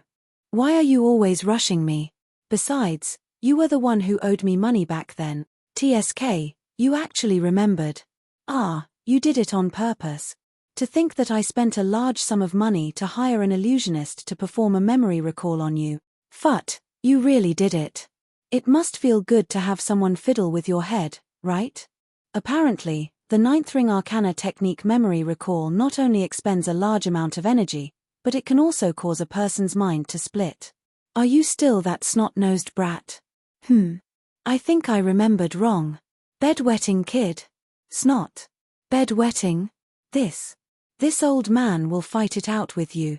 From a certain standpoint, it was quite amusing to make the white-bearded old man so angry, especially when he was clearly younger than me but always took advantage of his age. If I didn't teach him a lesson, wouldn't that make me seem even less energetic and older than him? I'm still young. Tell me, Cade, what business do you have with me? If you want to borrow money, don't mention it. Talking about money will hurt my feelings. Huff, huff. The furious old man's veins were bulging on his forehead. After using a staff technique that even a fly wouldn't be able to kill, the old man could only lower his head and take deep breaths, using his staff as a walking stick. Why bother? First of all, I'm clearly at the warrior level, yet you, a mage, still want to fight me in melee combat. If you die just like that, I'll feel guilty. Yep, I'll feel guilty for about a minute. The old man took out a dark green potion from his robes and drank it in one gulp. He rubbed his chest for quite a while before staring at me. Do you really want to kill me that badly? Forget it, you've always been like this. No wonder everyone says that I shouldn't bicker with you. Let's talk about business first. You should know why I came here, right? I reached out with my index finger, picked my nose, and then lightly flicked it. I don't know. Are you still holding a grudge against me? Can you be a little more mature? Didn't you say that I'm a pervert who likes little girls? Why would I tell everyone about how you proposed to Amelia on the street? Wasn't what I said the truth? Do you think I don't know what you said? You clearly said that Amelia was in a coma due to some accident, and that she was still thinking about me while she was unconscious. Yet, I disregarded everything and came to the Cloud Tower to enjoy myself. As a result, all the female students who called me teacher all looked at me as if I were an ingrate the next day. That bit of luck I had with women was all gone. So you're still holding a grudge against me? Are you a child? You're already so old, yet you're still pretending to be young. You're already like this, yet you still dare to complain about having no luck with women in front of this old virgin. You're too shameless. Judging from the veins on Cade's forehead, if I continued teasing him, he would probably die from a brain hemorrhage. That was why I restrained myself slightly in our subsequent interactions. Actually, how could I not know why he came here? I knew from the moment I saw him. The Truth Symposium probably had a problem with me slacking off for such a long time. It was easy to guess where this problem came from. Either the Bardi Empire's diplomatic announcement, the Dragons' secret report, or the Truth Symposium's internal members objecting to me. Since the Truth Symposium sent my old friend to supervise me, that meant that the situation wasn't too bad. It was probably just some political consideration. I understand. I'll speed up the matter with the dragons, that's not the problem. It's that there's been a change in your other job. Another job. As expected, you forgot. I'm the Mage Country's ambassador to the Bardi Empire. Now that Bardi is facing a major problem, the southern and northern battlefronts have collapsed, Halent has lost the battle against the Holy Light's allied armies, and the undead have also lost the battle. The Truth Symposium wants me to tell you this news and request that you take action as soon as possible. They want you to meet with the dragons as soon as possible, and it'll be best if the dragons appear to stabilize the situation. We absolutely can't allow Bardi to collapse just like this. Jinx, Super Jinx. Your system is currently considering whether or not to create a new title for you, Shipwrecking Demon. What does this have to do with ships? This title is written in yellow. I'm not Bailey. I've been on many ships before. Please call me, young lad. I have high hopes for you. Harloise's faint words and my system's malicious voice simultaneously echoed in my ears. However, I didn't have the time to think about all this. This was going to be fun. I strolled around on a tall metal platform in my laboratory, inspecting the latest developments in every laboratory. My old man was still nagging behind me, but the things in my mind were even more annoying. According to my secret agreement with Aulus, Bardi absolutely couldn't lose, nor should they lose. If Bardi's situation became unstable, then my secret agreement with Aulus would become useless, and my plan would be impossible to carry out. This meant that I needed to think of a way to help Bardi. As for the undead, they lacked the determination to fight to the bitter end before the undead emperors arrived. Not only that, the wood spirits were dragging them down. Plus, the Bardi Empire's citizens were quite resistant to Bardi, and they had plenty of elite troops. Counterattacking might be difficult, but maintaining the front lines shouldn't be a problem. As for the eastern battlefront, based on my understanding of the Holy Church, this unexpected victory would cause the Holy Church to fall into a state of ecstasy. It would be almost certain that they would continue their crusade against the heretics. Aulus and I hadn't prepared for the possibility of the Holy Church losing this battle. Even if Halent suddenly becomes an idiot, he has several dozen dragons and dragon elders with him. How could he possibly lose? But now, Halent had lost. I couldn't make any judgments until I had more concrete information. Still, I needed to at least try to salvage the situation. The problem was, I really can't leave right now. What's so important? That thing beneath your feet, the metal bridge we were on, was built on top of a volcanic area. Underneath the bridge were gigantic white bones. Each bone was far larger than a so-called giant. We could only see a small portion of the bones as we looked around. Many staff members wearing protective gear were currently working on the bones. What's that? The Tiger God's rune. It's our greatest harvest here. It's the Eternal Thunder Tribe's original belief and ancestor. Just one of its ribs is more than 30 meters tall. If all of them stood up, they'd definitely be incredible mega monsters. From another source, it's highly likely that it was a pet of a Titan giant from back in the day. The most likely target is the fourth Titan giant, Yin's. We met him before at Oak Town. You're excavating its corpse. An ancient beast's corpse is indeed a valuable research material. However, you can just leave the work to your subordinates and go back to Dragon City to do your own work. Have you ever heard of an undead mage who can shout to stop when he's creating an undead creature? The summoning of the undead has already begun. If you stop now, such a top-quality material will be wasted. Something like resurrection? You're insane. You just realized. Chapter 404. In the ancient legends of Orlodiadon, the creator of this world was a group of giants that covered the sky. And in the Ghostwind Plains, there was a gigantic beast that was their most trusted warrior. Its body was incomparably tall, and it could walk across this plain in 15 breaths. Its claws and teeth were incomparably sharp, and even the cliffs could not stop its attack. When it roared in anger, the entire plain would tremble. Let's not talk about legends for now. The Eternal Thunder Tribe's culture is incredibly primitive. We even discovered hieroglyphs and murals. Most of their records were passed down orally. In some places, the Tiger God Seal's power has already surpassed that of the Creator Gods. Of course, that's absolutely impossible. But based on our excavations of its bones and the construction of its original structure, it was estimated that this beast was more than 10 times the size of an ancient dragon. That means that it was at least 100 feet long. Some of the records seem to be true. It was capable of casually swallowing a dragon whole. What a terrifying monster. This entire plains had become an archaeological site. Numerous excavation teams were busy helping me find the remaining bones to reconstruct this gigantic beast. And all I had to do was maintain a basic soul-summoning spell and use the attraction between the bones to guide my subordinates to where the other parts of the beast were hidden. This is truly a gigantic building puzzle game. Timlad's exclamation was quite fitting of his age. Actually, he was becoming more and more important in our faction. Many inconceivable technical difficulties had been easily solved by him. I didn't even know what level his research level had reached, but it was certain that he was far more advanced than anyone in the game's history. If this was a jigsaw puzzle, then this would definitely be a rib. Even its rib is so much taller than me. This beast is truly a terrifying beast. Venerated Archmage, this isn't a rib. It's a fingernail. Ah! The one making a fuss over nothing was the old child Cade, who refused to leave. The dragon that brought him here had left him here, so Cade decided to stay here as well. Doesn't that mean that he's a moving mountain when he stands up?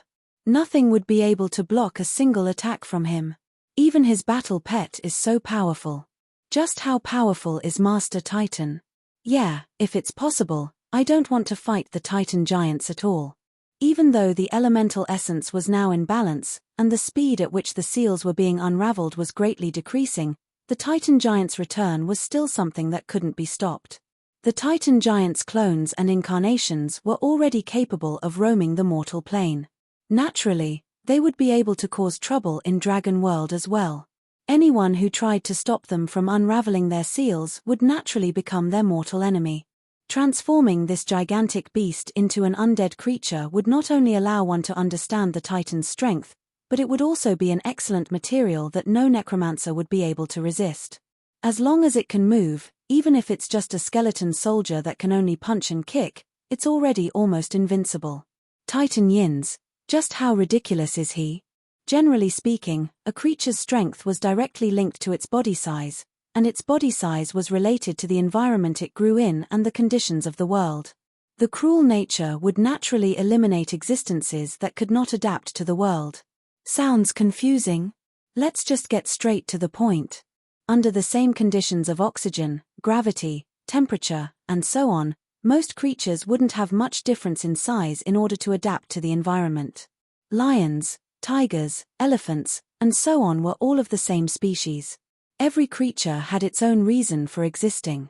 In Aisha's world, high magic was the only requirement for a gigantic creature to survive. If the environment changed, such a creature would naturally have no chance of surviving. That was to say, even if a gigantic beast was raised, its heart and internal circulatory system would be unable to adapt to the environment, and it was likely that it would die of heart failure in a short period of time. Of course, there were also existences that seemed to be exceptions, such as giants and dragons. However, they were actually in line with this rule as well. After all, they lived in an era that was called the immemorial era, and they were able to exist mostly because they weren't pure wild beasts. They were magical beasts that could control the power of the elements. And in Aisha's universe, there were many such examples, such as the giant ink octopus in the deep sea, the giant sandworms in the earth elemental plane, and the half-elemental heaven whale. However, the reason they were able to grow so large was because of their biological structure and living environment. These types of ancient existences were often given the laudatory names of gold bloodlines and diamond bloodlines. They were born with the power to control magic, and magic and mysteries flowed within their bloodlines. They were able to control their natural abilities and use their natural magic. This was something that other species would never be able to achieve even if they worked hard for their entire lives. However, there were always advantages and disadvantages to everything. They were used to living in a high elemental tide, so they were unable to adapt to the low magic level. If a human's blood sugar was too low, they would become sleepy. If a dragon's blood's mana density was too low, they would also become sleepy. Only the ancient artifacts knew that in the immemorial era, dragons didn't have the habit of sleeping for decades or centuries. And as the mana in their bloodline decreased, it became increasingly difficult for them to reproduce. The more powerful a creature was, the more difficult it would be for them to reproduce. As for angels, they weren't the angel species from myths and legends. Instead, they were the angel species from the first generation of order species. As pure creatures of order, they were more sensitive to their environment. In the end, their entire species disappeared from the mortal plane. And if my guess was correct, the angel species would soon return to the mortal plane as the elemental tide increased. However, the creature before me had broken the most basic rule of all. It had broken the most basic rule of how a creature should adapt to its environment. First of all, it was an individual creature. Secondly, judging from its current biological structure, there was no foundational difference between this creature and the eternal thunder people. Its feet even had barbs for climbing, and its right arm was covered in wear and tear from wielding a sword for a long period of time. Considering that even the Titan giants didn't have such ridiculous trees for it to climb, one frightening conclusion after another was laid out before us. Perhaps this mountain-like tiger god was just an ordinary eternal thunder person in the past. It was just that Yin's forcefully distorted its biological structure and transformed it into such a gigantic creature. Has the cause of its death been determined yet? None of its bones have any obvious external injuries, and its bones show no signs of weakening. Combined with the eternal thunder people's legends, it's most likely that it starved to death. I frowned. This sounded rather strange to me, but if I thought about it carefully, I felt that it was quite possible. Its gigantic body meant an even greater consumption of energy. When this tiger god lost its master and subordinates that worshipped it, its original survival skills and hunting techniques were no longer able to support its consumption. The prey it worked so hard to gather wasn't even enough for a single bite, so it naturally starved to death, transforming an ordinary warrior into a gigantic magical beast. Is that a Titan giant's power level? We had already witnessed the fourth Titan giant's beast-taming abilities in Oaktown. An ordinary white lion had transformed into a divine beast with the power level of a semigod. If a sealed Titan giant was unsealed, its power level would likely be even more ridiculous. Of course, I didn't believe that it would be easy to create such a warrior. Otherwise, the legends wouldn't be the strongest warrior under the command of the creator giants, but the giant warriors under the command of the Titan gods. Is there enough mana in the mana pool? There's enough. The elemental tide's density here is quite high, and the mana pool is already operating at full capacity.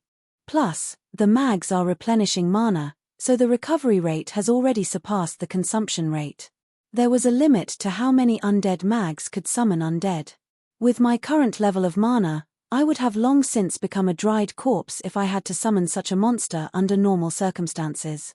However, I had already constructed a mage tower here. If I used the mage tower to cast spells, I would be able to use the mage tower's mana reserves to pay for the mana consumption.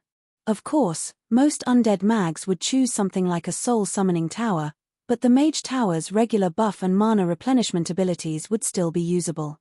Summoning a bone dragon required a legend-ranked undead Lich. Logically speaking, my gold-ranked mana wouldn't even be able to summon a single bone dragon.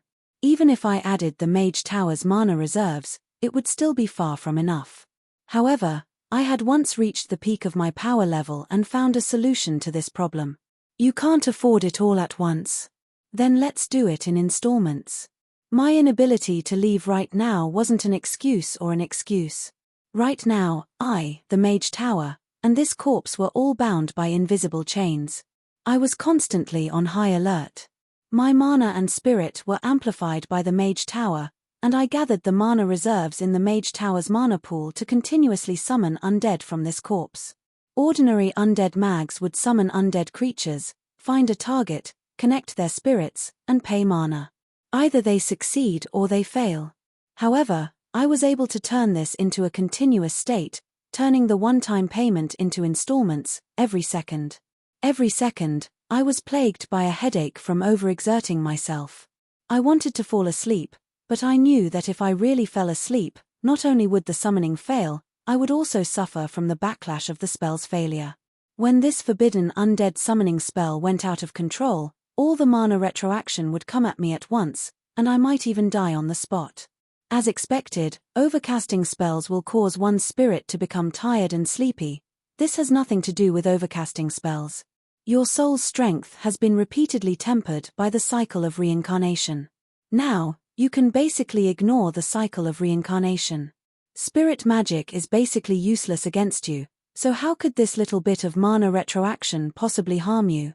An ordinary undead mage's soul would have long since collapsed if they continuously cast spells for such a long period of time. You're still alive and kicking, which means that your spirit is far from being exhausted.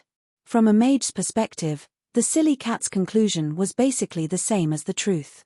However, I still felt that it was quite strange. Then why do I feel so uncomfortable all over? My head feels like it's splitting, and I feel so sleepy. Idiot, it's your fault for not sleeping at all.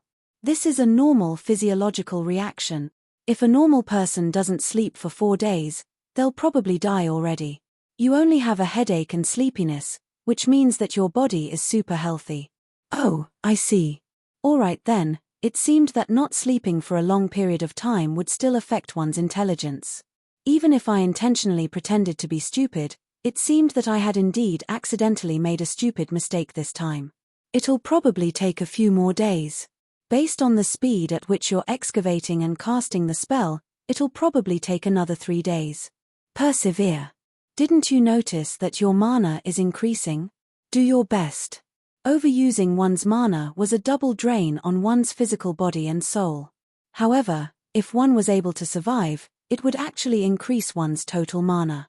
However, it was far too dangerous. Nobody would be willing to risk their lives just for this tiny bit of improvement. So, you're saying that I'm constantly overusing my mana? At the same time, I'm constantly casting spells. This was doubtlessly a test as well as an opportunity. The Mage Tower had cost a tremendous amount of resources, the soul and experience of someone who had experienced the cycle of reincarnation, and the support of a large number of mags. If any of these factors were missing, this experiment would have failed. However, it would be far too much of a pity to give up now. As long as you can complete this spell, at the very least, your total mana will increase by 1 rank. Legend rank mana? Alright, I'll endure it, but I'm a little bored. Harlois, can you sing a little tune to relieve your boredom? Meow, meow meow, the cat's march. Is it nice? Harloi's eyes were already squinting into slits as she waved her paws and purposefully meowed softly. The silly cat was trying to act cute, but Roland was recording it in his memory crystal. Heh, I'm going to show it to my old friends later. I'm going to show everyone that the Queen of Banshees has forgotten her past after being a cat for so long. How much will you pay in exchange for this crystal? Ah, why are you biting me again, Roland, you bastard? Chapter 405. Aisha's New Year's first news summary? So it wasn't written by the fairies? It's a new journal jointly created by San Antonio, the Mage Country, and several other major countries. Just the number of copies sold in each country is astonishing. Whoever controls public opinion will have the right to speak. Nobody's an idiot these days. This morning, a blue dragon suddenly flew over the campsite. Apart from the invitation letter, this journal was also included in the gift package. Although it wasn't color-printed, the paper was excellent, the wording was exquisite, and the content was well illustrated. Let me see what important news it is that requires a swift dragon to deliver it to me. The moment I flipped to the first page, I immediately closed it. Ultraman fights small monsters. Isn't there something wrong with the style? The headlines already seemed ridiculous, but the silly cat scurried out from a corner. Let me see, what Ultraman? It's obviously the cloud giants that vanished from the world have returned to the mortal world. On the battlefield between Bardi and the Holy Church, they viciously taught the dragons a lesson. Halent's army was forced to retreat after a bitter battle. Cloud giants.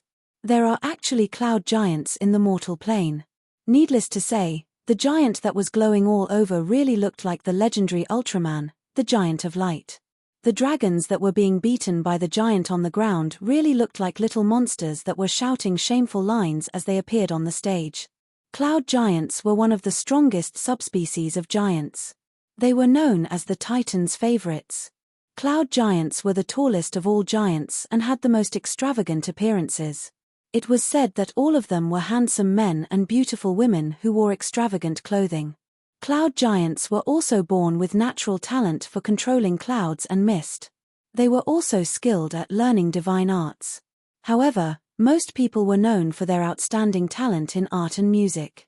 Many majestic palaces were built by cloud giants. Bards sang about cloud giants' masterpieces and treated them as their teachers. Of course, since cloud giants were also the most intelligent of all giants, cloud giants could produce mags, priests, and other combat job classes. Cloud giants were also one of the few giants that were skilled at organizing and fighting in teams. Perhaps cloud giants couldn't compare to the lava giants, who were skilled in martial arts, but cloud giants' battle teams were definitely the scariest of all giants. It had been a long time since anyone had seen the cloud giants in the mortal plane. It was rumored that the cloud giants had already left the mortal plane in order to escape from the curse of stupidity. But it would seem that the cloud giants, who were rumored to love peace and art, still made their choice under the summons of the Titan giants. If it was the cloud giants, Halent's defeat would be understandable. Not only that, we'll still be able to understand and remotely control the outside world while we're sealed. We'll have to increase our vigilance and evaluation of the Titans even more. What caught his attention the most was the sentence that was underlined in red at the back of the message. P.S. Legend has it that angels appeared in this battle. However, according to our investigations, they were only mercenaries from the winged tribe who voluntarily participated in this battle. The despicable Holy Church used these winged tribe members as angels in order to shake the Bardi warriors' resolve. An angel appeared? I asked directly, and Cade nodded. Yes, but didn't the higher-ups say that it's the winged tribe? Considering the political standpoint of this magazine, yep, since it was jointly published by the royalty and the government, it was only natural that it wouldn't go along with the Holy Church's wishes. If it said that the winged tribe was the winged tribe, I would actually feel that it was more likely that it was the angels. After all, the difference between the winged tribe and the angels was like the difference between a hen and a phoenix. The former were only humans who could fly, while the latter had an ancient bloodline comparable to dragons. It would be far too obvious if they fought on the battlefield. Considering how the angels had a high status in the hearts of ordinary humans in Aeshi, they were extremely positive characters in all sorts of myths and legends, and also acted as god envoys for the gods. If the Holy Church truly had angels appear on their side, it would naturally be a severe blow to the newly risen Church of pure holy light. And if angels appeared on the enemy's side, it would also cause ordinary warriors to waver. Not to mention, angel warriors were generally quite strong in combat. In that case, if the Holy Church's expeditionary army had the help of angels and cloud giants, Halent's defeat would be completely understandable. The enemies are the pure angels and the art-loving cloud giants. We have a bunch of undead and evil dragons on our side, as well as dark elves, evil underground creatures, and goblins who value money as much as their lives. Why do I feel like we're the antagonists? You just realized. The enemy faction has cloud giants and angels. I'm afraid that our morale will be affected. It doesn't matter. Race is definitely not a righteous reason, nor is it a reason to slaughter. Why should we be troubled by the opinions of those idiots? I wasn't worried about our morale. Rather, the fact that a large portion of the angels had already become the Order True God's subordinates. Since they were participating in a mortal battle, it was highly likely that some god had decided to interfere.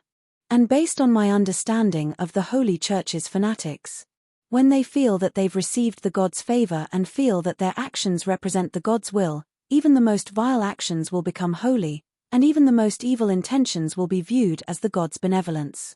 Rather than believing in the logic of fanatics, it's better to believe that evil villains whose hands are stained with blood will voluntarily repent. Speak like a human. A great massacre and purge. Then, they'll confidently prepare to fight all the way to the Bardi capital. They'll furiously increase their troops and force other countries to join the Holy Light Army. They'll escalate this small-scale battle into an Armageddon. I believe that they're capable of doing such a thing. That's far too direct. But I have to say, the more I think about it, the more likely it seems. This is completely the Holy Church that we know. If the Holy Church appears victorious and uses the name of the Holy Light to summon other major countries that believe in the Holy Light to participate in this battle, it'll likely escalate into a world war. There were some things that Harlois didn't say out loud, but we all understood. Bardi was a mega empire, after all. Bardi had accumulated an astonishing amount of resources and wealth. It was obvious that Bardi was on the losing end of the war against Bardi. Those greedy predators now had a righteous excuse to attack Bardi. How could they possibly miss out on such a good opportunity? I put down this journal and fell into a state of confusion. At the same time as the game's history, the entire world had entered the Vulture of War expansion pack. The elves and beast men were at war, and all the major countries were fighting each other for the sake of ambition. I originally thought that I had avoided the worst possible outcome, but I never expected that the game's history would be so unpredictable. I actually mysteriously returned to square one. No, the situation has already changed. The Bardi Empire in the game's history is destined to be destroyed. No matter how things develop, the ending won't be any worse than this. Besides, it's only a local war right now. It might not come to that. I just need to hurry up. I opened up this journal again, intending to take a look at what else had happened recently. Clap. However, I only took a single glance before I dropped the journal on the ground. The second page of the Bardi Empire's battlefield contained even more infuriating news. San Antonio has declared war on the Foss Empire, Siwen Dukedom, and other countries. Both sides' night squadrons have already exchanged fire on the Siwen Dukedom's Yarrow Bear Plains. San Antonio has achieved a great victory. I had an icy expression as I flipped to the next page. This only made me more and more annoyed. The Swallow Federation demands that the Casola Kingdom hand over the seal of the sea god that they stole. Marshal Ben emphasizes that if the Casola Kingdom continues to remain silent, the Swallow Federation will consider waging war to take back their national treasure. New sea tribes and sea monsters have appeared on the Ottoman Empire's borders. Lady Storm's priests and priestesses have appeared on the battlefield. Organized sea giants have also joined the battle. The war between the Ottoman Empire and the Sea Tribe has escalated. The Heen Kingdom of the Elves has announced that it will become the San Heen Empire. Moon Elf Queen Athena has declared herself the new Elven Empress. She also demands that all other Elven kingdoms submit to her. 16 kingdoms of the Elves have declared their allegiance, and 23 kingdoms have declared war on the Elven Empire. The Elven Civil War has begun. Silly cat, don't tear. What's there to see if you tear? Boiling black mana began to boil on the silly cat's body. A screaming banshee shadow formed on the black cat's body. This was the first time I had ever seen Harloise so angry. It was evident that she was truly angry. I wisely ignored Harloise, who was currently bristling with anger. From a certain standpoint, the re-establishment of the Gold Elf Empire would perhaps have new historical significance for ordinary elves. However, for a Gold Elf descendant like Harloise, this would be nothing more than a traitor wearing the crown that originally belonged to her. This was a deep-seated hatred that she would never forgive. As I continued reading, there were many similar news articles. Some of them didn't seem very interesting, but if I really thought about them, they would be quite troublesome. Traces of gigantic insectoids have been discovered in the North Sea. These insectoids have taken over the nearby underground ruins. These insectoids have incredibly high combat strength and are naturally resistant to magic. They are suspected to be an immemorial species. A large number of ogres have appeared in the San Anton Empire's Osaphalan region. There are many subspecies of ogres in the snowy plains, mountain cliffs, and forests. The San Anton Empire's government is warning all nearby residents to be on high alert. They'll be organizing a crusade against the ogres soon. So many troublesome things happened at the same time. This seemed like a coincidence, but it was actually a type of necessity. Now that the Holy War had begun, the ambitions that had been suppressed for thousands of years were finally unrestrained. Now that winter had passed, and the spring of the new year was the time for the long-prepared plans to begin. The ambitious individuals who had been prepared for this for a long time finally extended their tentacles, and the world of Aishi was now filled with many things. I closed this magazine and glanced at the silly cat who was still fuming with anger for no reason. Her ethereal projection kept screaming while her physical body was glaring at the magazine. I shook my head. Some things seemed like I had let go of them, but they had actually always been in my heart. They were weaknesses that no one wanted to touch. If anyone dared to touch the land in the Northlands, I would probably end up just like her. I would act like an injured beast, hide in a corner, and roar at everyone. As for Harloise, perhaps the scars in her heart that she didn't want to be opened up the most was the elven crown that had originally belonged to the Gold Elves. How many generations of inheritance and how many former Gold Elves' glory had finally fallen from her hands? The pain of losing her country, the pain of being betrayed by someone she trusted, the feeling of helplessness as she watched everything head towards Armageddon. Perhaps it was because we were both in the same boat and recalled the Mist Kingdom back in the day. Or perhaps it was because I simply didn't want to see anyone bully my pet, but I felt rather sad and displeased as I looked at this silent ethereal projection. That was why I made this promise. Relax. As long as I'm here, no matter who it is, they'll never be able to easily wear this crown that belongs to the Gold Elves. Chapter 406. I had traveled to many places in the past, and I also loved the scenery of traveling. In fact, I had even gained many things and comprehended many things on my travels. Perhaps this was the origin of my soul imprint, the Ice Traveler. The icy tundra was pure white, and the towering snow-capped mountains were so high that even breathing was a luxury. That was a forbidden zone for both life and color. In that despairing place where there was nothing at all, I learned to abandon myself. That's right, this wasn't something grand like emptying one's soul. It was a self-exile that represented abandonment and expulsion. In that land of snow where it was impossible to tell the difference between the sky and the earth, I was abandoned there. I interrogated my own soul in that despairing and deathly dream. Why is this world so difficult? Why can't we just want to live well? Why is it so difficult to live? Why is it that brave warriors who gave up everything and sacrificed themselves still lost their homes and loved ones, and even had their names tarnished after death? Are there really no fairy tales in reality? Are good people supposed to go to hell? Is this all my fault? Is this my sin? If I was wrong, wouldn't it have been enough to just punish me? Why did so many good people have to accompany me to hell? My memories of the past kept replaying themselves. Those faces that made me feel guilty, regretful, and yearning for them would never let me go. Those malicious insults would never leave my ears. It's all your fault. If it wasn't for you, a self-righteous transmigrator, how could our country have perished? The twin stars of misfortune? No, no, no, the only misfortune is you, the outsider who took over the prince's body. It's all because of you, the jinx, that our citizens were slaughtered and driven to despair. It's all your fault. Why are you the only one who survived? Why don't you go to hell to accompany us? His face, which used to be kind and amiable in the past, was now distorted by hatred. His originally kind greeting caused me to spend dawn after dawn in curses and curses. That's right. Why am I still alive? Heavens, why am I the only one left alive? I want to die. Let me die. I don't know how I got through those dreamlike days, because I no longer have any memory or the concept of time. Looking back, even my memories are just fragments. The only thing I can remember clearly is the snow white and coldness. Perhaps I didn't make it through and had already sunk into complete insanity at that moment. It was only my final bit of luck and coincidence that brought me back from the endless insanity.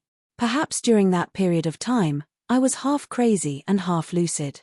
When I was crazy, I was cursing the heavens for being unfair, and when I was lucid, I was cursing my own powerlessness and weakness. Reality and dreams were twisted together, and my idealistic thinking and twisted madness were actually able to fuse together. Perhaps this was the most logical explanation for my fragmented memories. But in the end, I made it through. My rationality, which I had regained from my despair, told me that even in death, those who had trusted me still stood firmly under my flag. How could they possibly regret their choice and trust in me? A knight's heart is like a fortress of steel. It's pure and doesn't tolerate any impurities. I actually suspected that they would regret following me. That's the greatest insult to them. I'm such an unqualified ruler. Even now, I'm still doubting their loyalty and trust. Even though I recovered my rationality, I still chose to live alone in a glacier. I faced my true self and heart in a peaceful life. I interrogated my own soul and memories bit by bit, and took stock of my past mistakes in the dark night of a stove. If only I had been a bit more mature in my thinking, a bit more sly, a bit more shameless, a bit more cruel, perhaps I wouldn't have failed. I had always liked lively scenes, but I gradually fell in love with the color that represented ice in the snow-white world. That was because I knew that in the face of despair, impassioned emotions would be just as meaningless as grand slogans. Calm and sensitive thoughts were the only path to salvation. I desired to freeze my rationality beneath the glacier. If possible, I wished to leave my anger beneath the snow mountain. That way, I wouldn't lose control of my emotions because of anger. Nor would I do something that I regretted in the past. Insanity and anger are meaningless. The impulsiveness of a hot-blooded youth will only bring endless pain. I despise anger, I curse insanity, and I desire to become a bystander in a desperate situation. I didn't know when, but I no longer felt anger. Instead, 2 soul shards that represented anger appeared on my neck. From then on, I became a traveler who traveled alone on an icy mountain. I engraved that scene into my soul and entered the realm of legends again, laying down the foundation for me to reach the peak. Perhaps I really did it. I became a bystander who could appreciate the brilliance of Armageddon's arrival and make the calmest decision in a desperate situation. Perhaps I was simply a cripple who had cut off my own soul shards. I was a lunatic who thought that I had calmed down. But no matter what, I didn't regret it.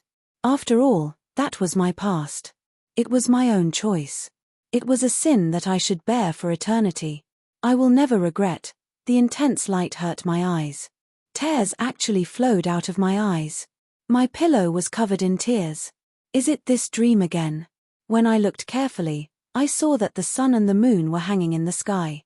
Looking at the position between the 2 stars, it seemed that it was already dawn. Do you often have this dream? The golden-haired young elf girl was sitting on my pillow. Her silky blonde hair was all over the bed, and there were still traces of her pillow on her white and tender thighs. Her usual mocking and arrogant tone of voice now contained a rare hint of concern and nervousness. Her bright red cheeks were tinged with shyness and a blush. I shook my head and tossed these boring emotions aside. I tossed the liquid that represented weakness to the corner of the room. I shook my head and opened my eyes. The next moment, the energetic, young, and energetic Roland had returned. No, it's all things that I've already forgotten. I don't know why, but I've been dreaming about it this week. By the way, who are you? How did you get in here? Is this some prank that wants to ruin my reputation? I told you, I'm not a lolicon. I'm a great maid lover. All right then. The little girl's expression of concern instantly transformed into one of anger.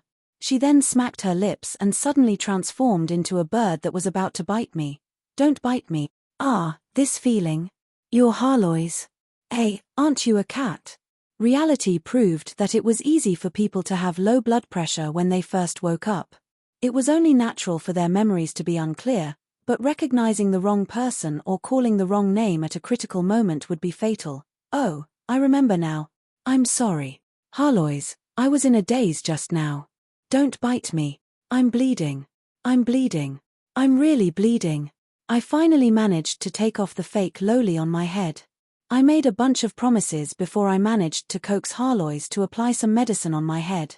You're having a flashback dream. This is your soul urging you to create a soul imprint. When I asked her about the dream, Harloy's gave her a firm and resolute judgment. I think that's a memory from when I created the Ice Traveler's soul imprint.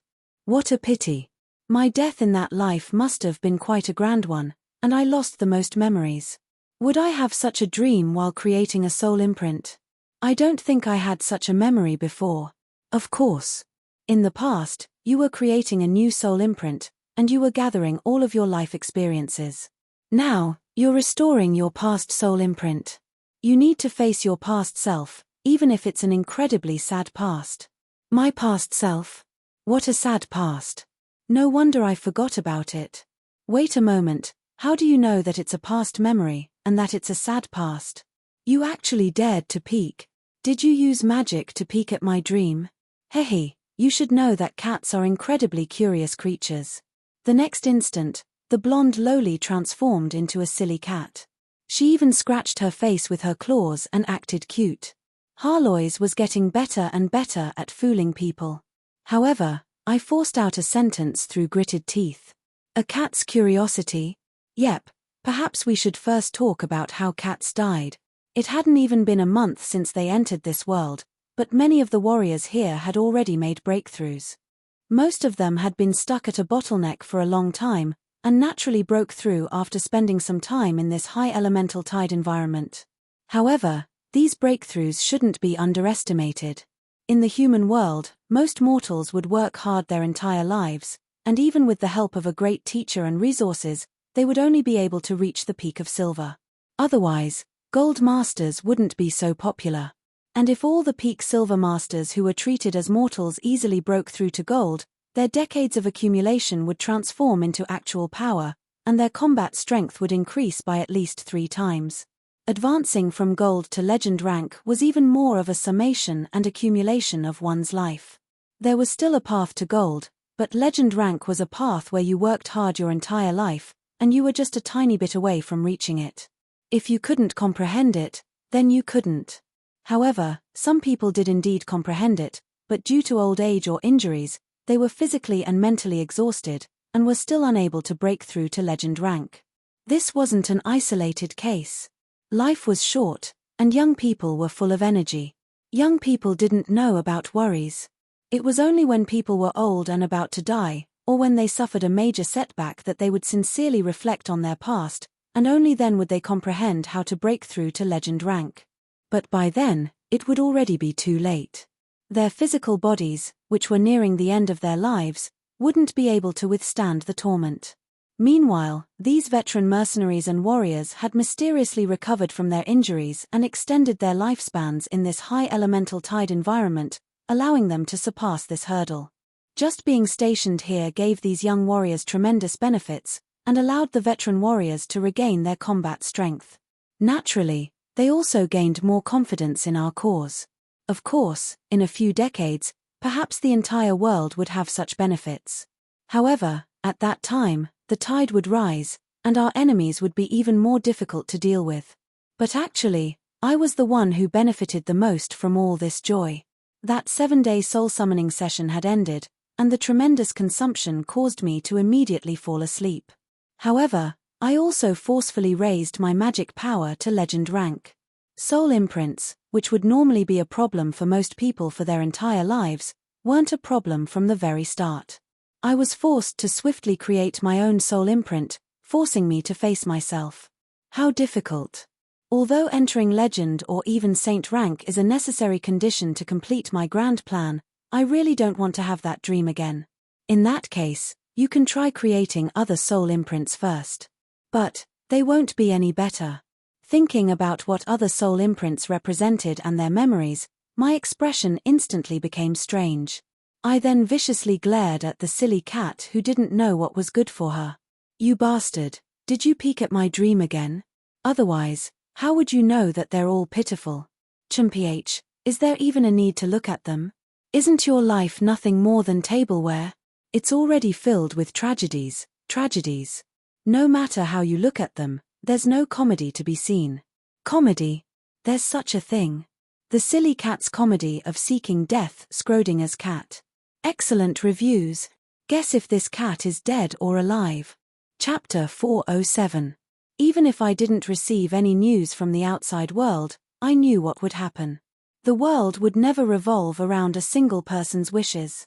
There were plenty of examples of people being crushed by the wheel of history. If someone was truly capable of predicting the future's development, it would be much more practical to make some preparations beforehand and earn some money. If someone wanted to become a major country because of this, then the butterfly effect they created would be enough to kill them. Those who obey the heavens shall prosper, and those who defy the heavens shall perish.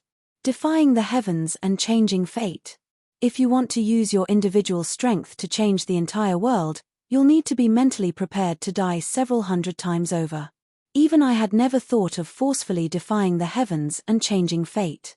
All I wanted was to slowly accumulate power and make some changes in the corner, attempting to become the 4 tails that could change the entire world. Directly wipe out all the enemies.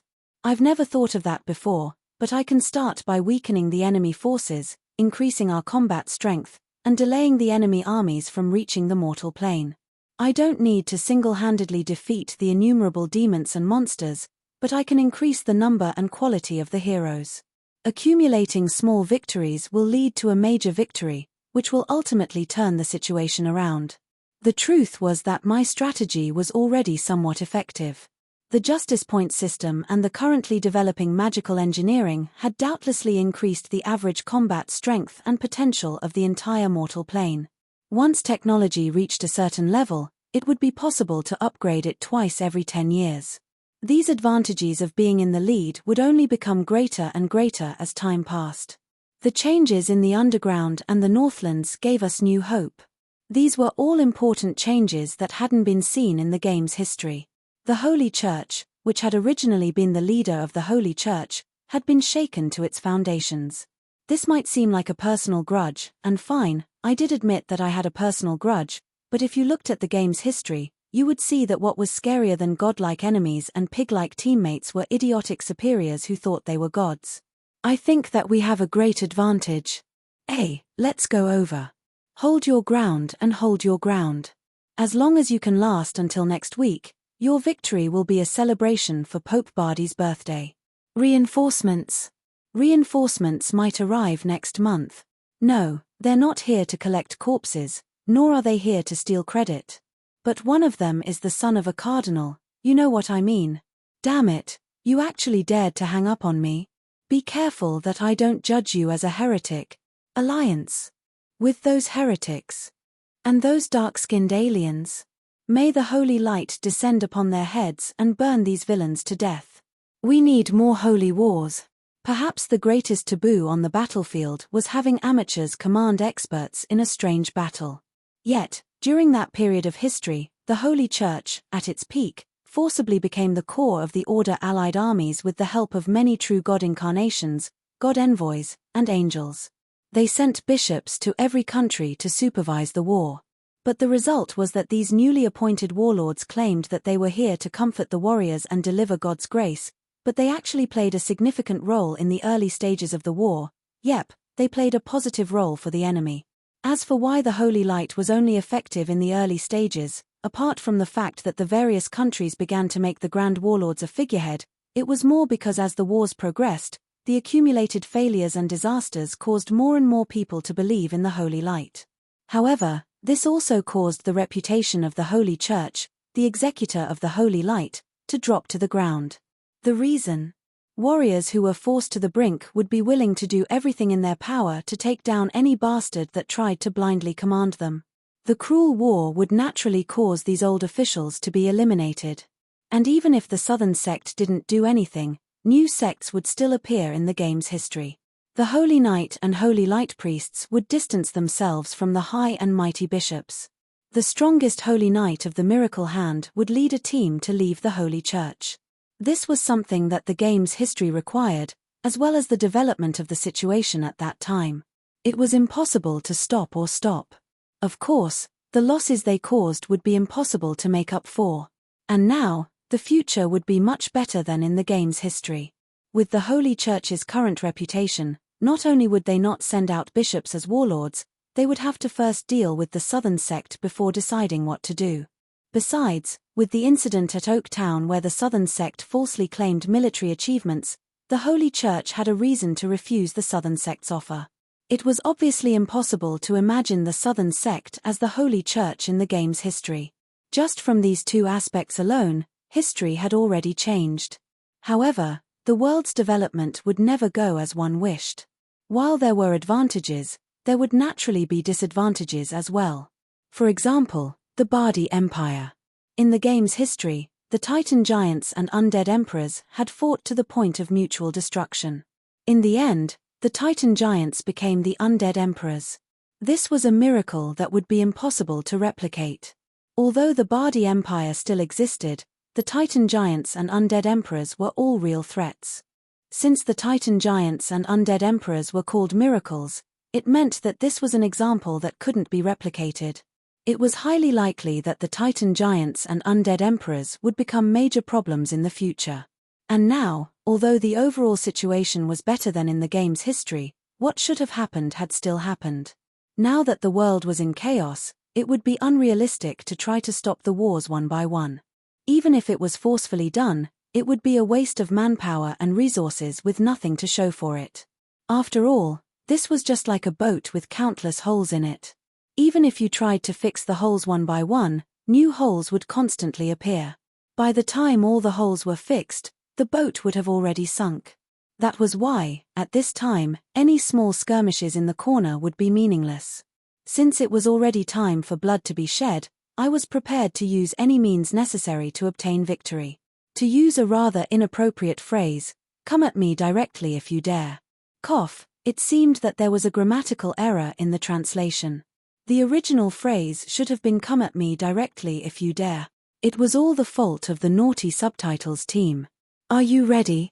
I patted the dust off my cape. This new set of clothes that had just been delivered to me by express delivery wouldn't have been cheap. The brilliant blue crown had the emblem of moonlight on it. Starlight gathered on it, and the god equipment's crown was like a shining crescent on my forehead. I was still unable to fully control the god equipment's power. My slightly closed eyes were filled with divine light. This was the moon god's purest power. Patricia's protection. High-level god equipment, crown. This is the moon goddess's most beloved crown. It is an extravagant crown created from the essence of moonlight. It is forever surrounded by starlight, and the wearer will feel as if they are surrounded by the stars. Actually, the wearer will indeed be blessed by the stars. This crown is also known as the most beautiful crown in the world. In ancient times, it caused multiple god wars between the moon goddess and the goddess of beauty. Ability 1, Seal. Ability 2, Seal. Function 7, Dazzling Starlight Summon. Summon countless stars to descend and deal a devastating blow to the surroundings with you as the core. Number of uses, 1 per month. System notification. Princess Peach, if you wear this crown that even the goddess of beauty would be jealous of, you will be the most beautiful flower at the ball. But considering the fact that the moment you activate this god equipment's only unsealed ability, everyone will accompany you to watch a meteor shower. The entire Dragon City will ascend together with you, so you will also be the most dangerous flower at the ball.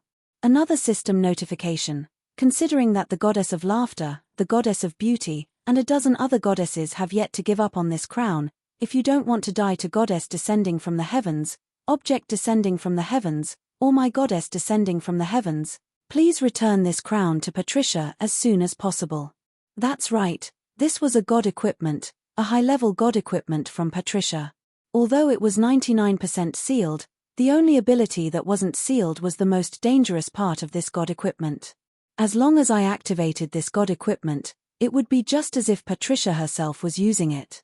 I didn't know the specific power of this god equipment, but judging from the system's explanation, it would be far more powerful than a forbidden spell.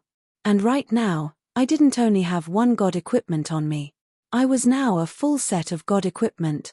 The black-handed staff in my right hand had the emblem of a snake and dragon entwined on it. There were no magical wavelengths around it at all, and it faintly made others unable to detect its existence. However, I could say that this was the second most dangerous god equipment on me. Unfathomable fate. High-level god equipment. Staff. Paired with this staff is a pair of presbyopic glasses. The sly and cunning god of fate often wears a cape, a staff, and a pair of presbyopic glasses. He pretends to be a fortune teller, a sage, or something similar. He hides in a dark corner and acts as some sort of guide to fate. If you listen to his guidance, everything will be fine, but if you don't, heh, do you want to taste the feeling of eating noodles, burping, falling, and having all the bones in your body shatter? Actually, he doesn't even need to do it himself. This staff is more than capable of doing it. Ability 1, Seal. Ability 2, Seal. Ability 3, Fate is watching you. Choose a target and reduce their luck stat. The luck they lose will be added to you. This effect will last for 2 hours. This ability ignores all magic immunity and magic resistance. Even true gods are unable to resist it. Note, this ability can only be used once on a target. After that, the target will be immune to it for the rest of their lives. Ability 4, Fate is watching you. After using this ability, you will become the luckiest person in the entire world for 10 minutes. However, after using this ability for 3 hours, the additional luck you just obtained will become double misfortune. System reminder, do not use this ability unless absolutely necessary. Changing your fate will only bring misfortune. The third effect was quite easy to understand, but the fourth effect was quite confusing. Plus, my system gave me a rare serious explanation. In order to make sure that I didn't make a mistake when I needed to use this ability, I found a test subject and had him use it once, and then I understood everything. Cough. The test subject was a mercenary who loved gambling as much as his life. The moment he used this ability, I told him about its effects, and he impatiently ran off to gamble. In less than 5 minutes, he used only 2 copper coins to gamble and won the gold coins of a mansion. And then, 1 hour later, he accidentally stepped on a banana peel and shattered a noble colleague's family heirloom. While I was sighing at how ancient this mechanism was, I was even more astonished to find out that the family heirloom's value was exactly the same as 2 mansions. Actually, using this god equipment would definitely be a loss for you, but as long as you used it properly, it would be an excellent tool to turn the tables. Ha, my female companion didn't embarrass you, did she? Actually, I think it's better if you stand further away. You're too tall. Do you want me to wear high heels? Cough, I mean height shoes. In front of me was a tall and beautiful elf who was also wearing an extravagant dress. She was so tall that I had to raise my head to look at her. Her naturally proportioned body didn't look fat at all, and her elegant golden dress perfectly complemented her snow-white skin. Her overly extravagant dress seemed elegant and beautiful on her. Her soft back accentuated her beautiful curves, and her silky blonde hair reached all the way to the back of her ears. That golden glow that seemed like the sun was unique to the gold elves. Harlois lifted her dress and gave me a courteous bow. Today, she would be my female companion. We would be attending a banquet that Dragon City had prepared for us. Where did you find this dress? I thought that it was too small, but it's actually able to adjust itself. That's the god equipment's automatic adjustment function. Don't break it, no, don't dirty it. Otherwise, Bayana will definitely give us an astronomical bill. That's right, this golden dress was also a god equipment. I had only asked her for a god equipment that represented her status, but she maliciously gave me her own dress and even demanded that I use it no matter what. However, I wasn't an idiot, and I unhesitatingly brought Harlois along as my female companion. Although this dress was extravagant and sexy to the point where it revealed all the parts that shouldn't be revealed, it was indeed an excellent god equipment. Bayana's wealth barrier. Armor. God equipment. This is a piece of armor created from gold. Yes, it's a piece of armor, not an extravagant dress. Bayana has never been a foolish and extravagant god. In fact, she's quite practical and thrifty. She used the symbol of wealth to create this armor that can change endlessly. As for why she's using the form of a dress in front of you, should I tell you that Princess Peach's drama is selling like hotcakes in the heavens? Your Highness, you're so embarrassing. Wealth connects the gods. This is a piece of armor created from the concept of wealth.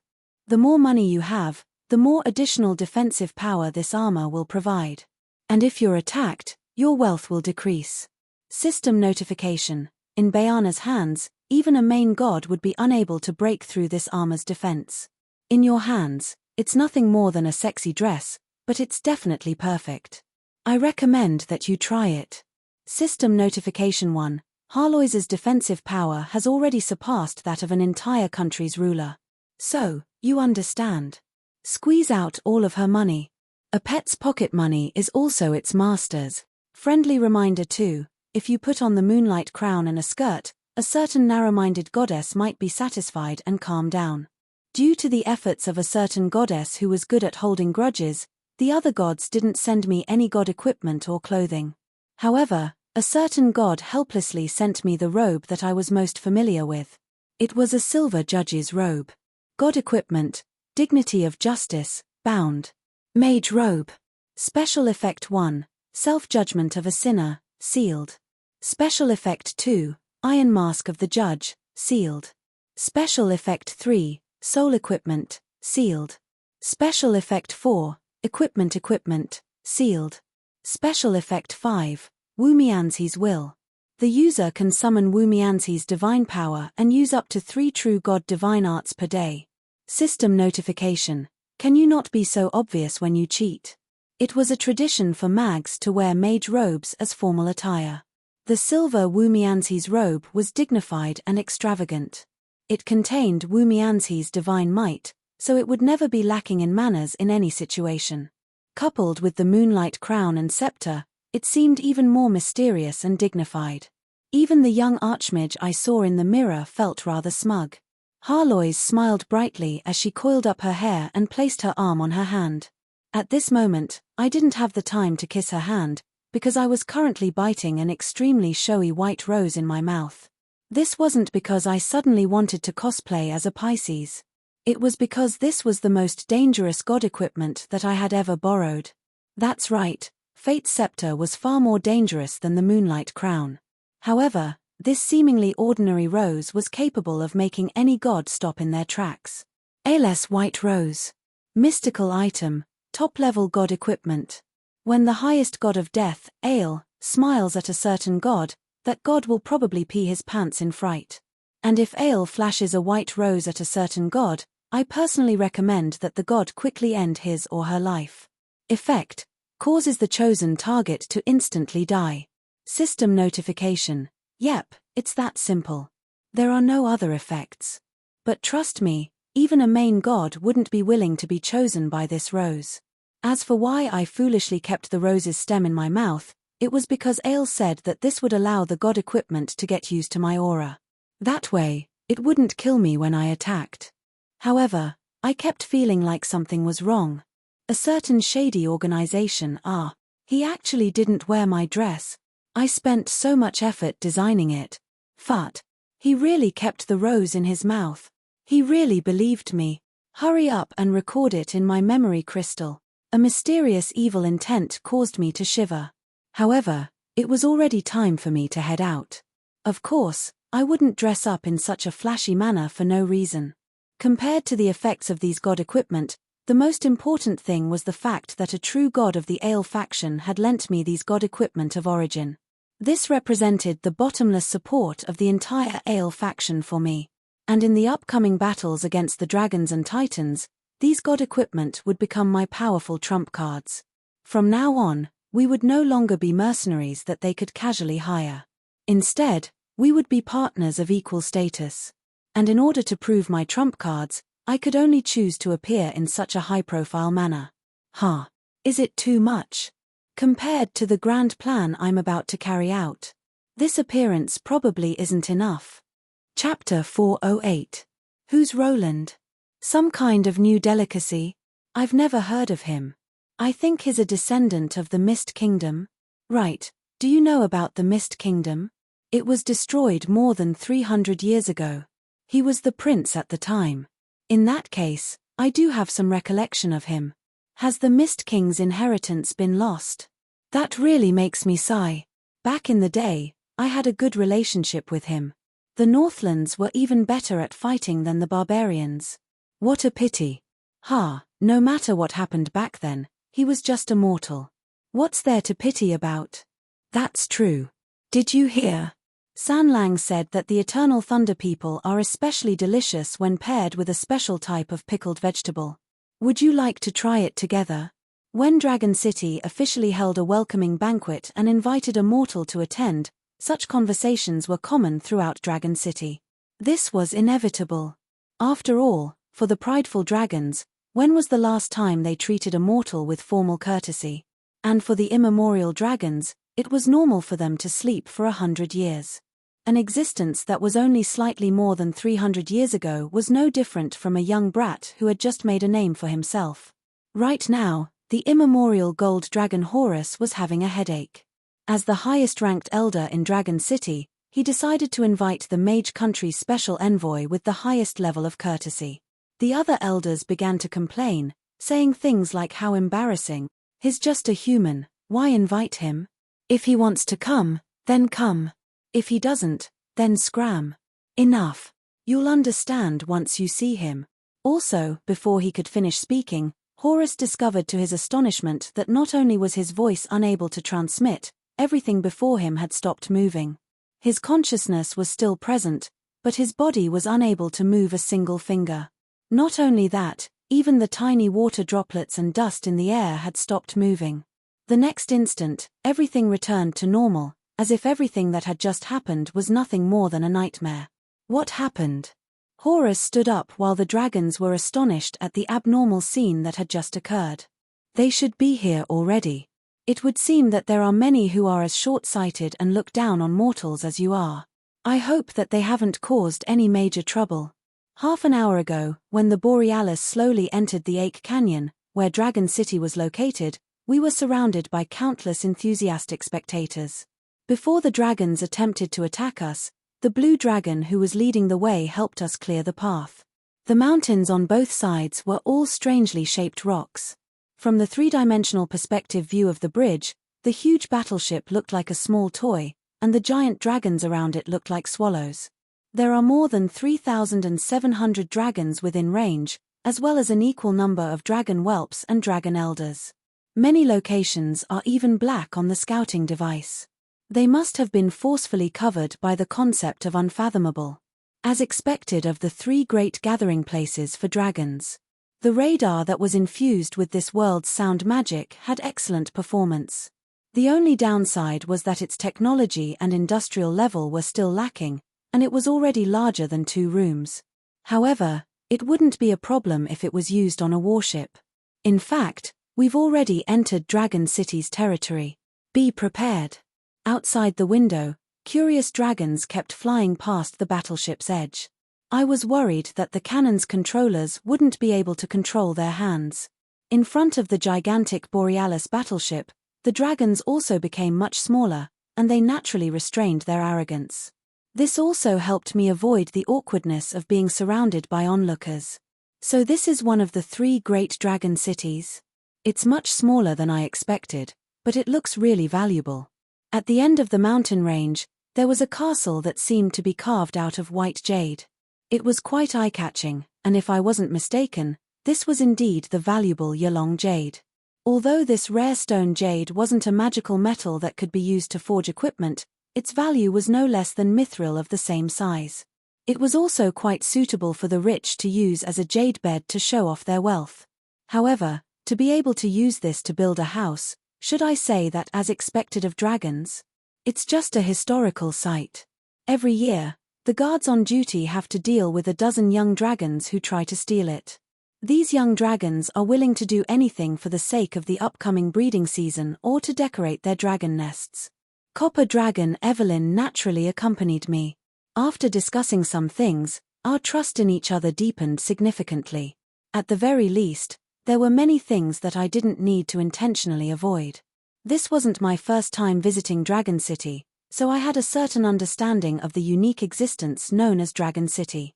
Dragon City wasn't a gathering place for dragons. It would be quite rare for even 1% of the Dragon City's residents to reside in Dragon City. Although this sounded inconceivable, it was only natural when considering how large dragons were and how territorial they were. Adult dragons would typically have their own territories.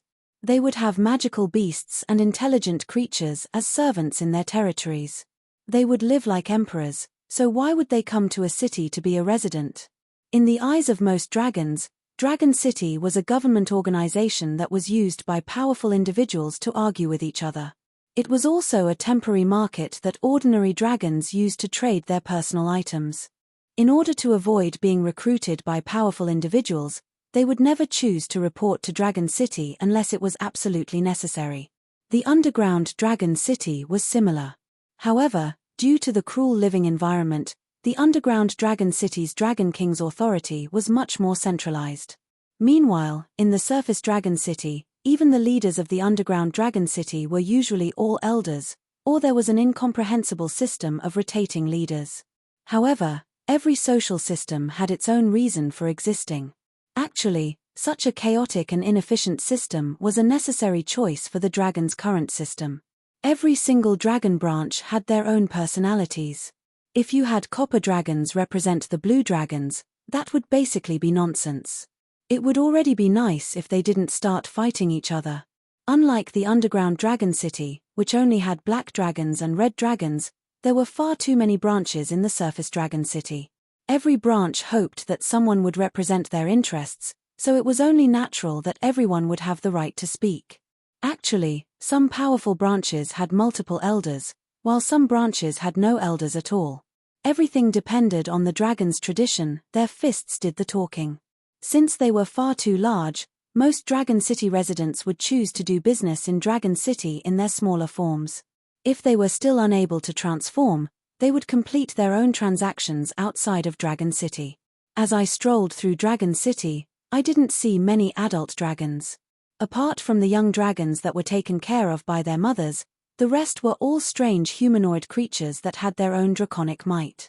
Elves and humans made up the majority of the population, while beastmen and dwarfs were also common. I even saw a few ogres and ogres. However, the strange thing was that the ogres were actually respected by the other dragons. Adult dragons will choose a species' physical appearance as their smaller form. This form's physical appearance and species are unable to be changed. Back when the elves were in power, we often interacted with the elves. Naturally, elven appearances were the most common. This is the era of humans, and most humans are young dragons. As for ogres, the most obvious example would be Little Red and her mother. Little Red's mother was a red-haired elf, while Little Red was a black-haired human. Old dragons from the Great Demons generation? No wonder. From a certain standpoint, the physical appearance of Dragon City was a representation of the rise and fall of the various species in the world of Aishi. Seeing that more than 50% of the dragons in Dragon City had elven appearances, I could only sigh at how powerful the elven civilization was. However, I also felt a mysterious sense of sorrow. After all, the ancient gold elves who had transformed into gold elves always seemed like they were the real deal. It was hard to say whether or not the gold elves next to me were the real deal. That was why even though Harlois still had a calm smile on her face, I wasn't surprised at all by the surging emotions I felt through our soul connection. And so, I secretly patted her on the shoulder. And when we observe others, we will naturally become the object of observation. Since we were attending a welcoming party, we didn't bring any attendants with us. Since the dragons here didn't have the habit of using carriages, we naturally chose to walk as well. On the way, my god equipment didn't conceal its elemental fluctuations at all. Not only did it dazzle the dragon's eyes, it also caused quite a few dragons to follow us. Although it was the most basic rule in Dragon City to not have any conflicts, the moment that an outsider left might be the moment that he or she would be robbed. They're all young dragons, right? Heh, youngsters don't know any better. They'll understand after suffering a few times. We completely ignored the dragons following us. It was obvious that the ones following us were all young dragons. Apart from the fact that they were about to enter the breeding season and hoped to obtain more wealth in order to decorate their dragon nest and attract more mates, it was also because the older dragons knew that there were people that they could offend and people that they couldn't. Anyone who dared to leave their god equipment hanging outside wouldn't be afraid of being robbed by others. Not even the myths had ever seen such a powerful existence. Even if such an existence seemed weak, how could they possibly be offended? Suddenly, our vision darkened as a skinny, white-skinned elf transformed into a white dragon right in front of me. Should I say that not all dragons are smart enough? Or should I say that this is as expected of a retarded white dragon? Dragon descendant, hand over the treasures in your possession, and I, Lord Hammerst, shall become your new master. Oh my, he actually thinks that I'm a half-dragon? Dragons were used to using dragon descendants and half-dragons as servants and slaves. That was why ordinary dragon descendants didn't have high statuses among dragons. It seemed that my dragon bloodline aura made him believe that I was a half-dragon who was subservient to true dragons. I smiled evilly. Then, I saw that someone seemed to intend to go first, but several evil dragons simultaneously jumped out from behind me. There were blue, green, white, and even bright red dragons. It would seem that there were quite a few red dragons sneaking up on the ground. You little brats, this slave escaped with Lord Hammerst's treasures. Do you intend to steal Lord Hammerst's treasures? The gigantic white dragon's mouth carried a foul stench as it swept its tail and pushed the group of little dragons away. It seemed that it was actually a rather old ancient white dragon. However, the fact that it was able to survive until now without being killed by anyone was probably due to its luck of staying in the dragon world for such a long time. Hamist seemed to be quite clever as he directly described this as his master hunting down an escaped slave in order to avoid the unwritten rules of Dragon City. By the time the dragon's manager arrived, this matter would probably have already been resolved. Not even the victim would be found, and no one would bother making trouble for an immemorial white dragon for the sake of a few unfamiliar, low-level dragon descendants. Seeing that a dispute had occurred here, and that Hamist, who was rather infamous, was involved, the bystanders all started discussing amongst themselves. However, not a single one of them tried to stop this. Instead, they all seemed to be enjoying a good show with all sorts of ill intentions. Why aren't they fighting yet? Hamist is probably going to be unlucky this time. He was just punished a few days ago. Isn't that really a god equipment? Some dragons were probably hoping to see the white dragon fight to the death, while others were prepared to see the white dragon suffer. Some were even considering the possibility of attacking first. However, no matter how I looked at it, not a single one of them had any kind intentions. I shook my head as I was becoming less and less fond of dragons. Although I had never been fond of these large lizards, no matter which species of dragon they were. Oh my, you really know how to talk. Evelyn, is this how Dragon City treats its guests? Does he not recognize you? Ha, for dragons, their human forms are meaningless. He only recognizes the three-headed magic dragon Evelyn. How could he possibly recognize a young brass dragon like me? In that case, you don't intend to carry out your duties as an elder. My older sister is an elder, but I'm not.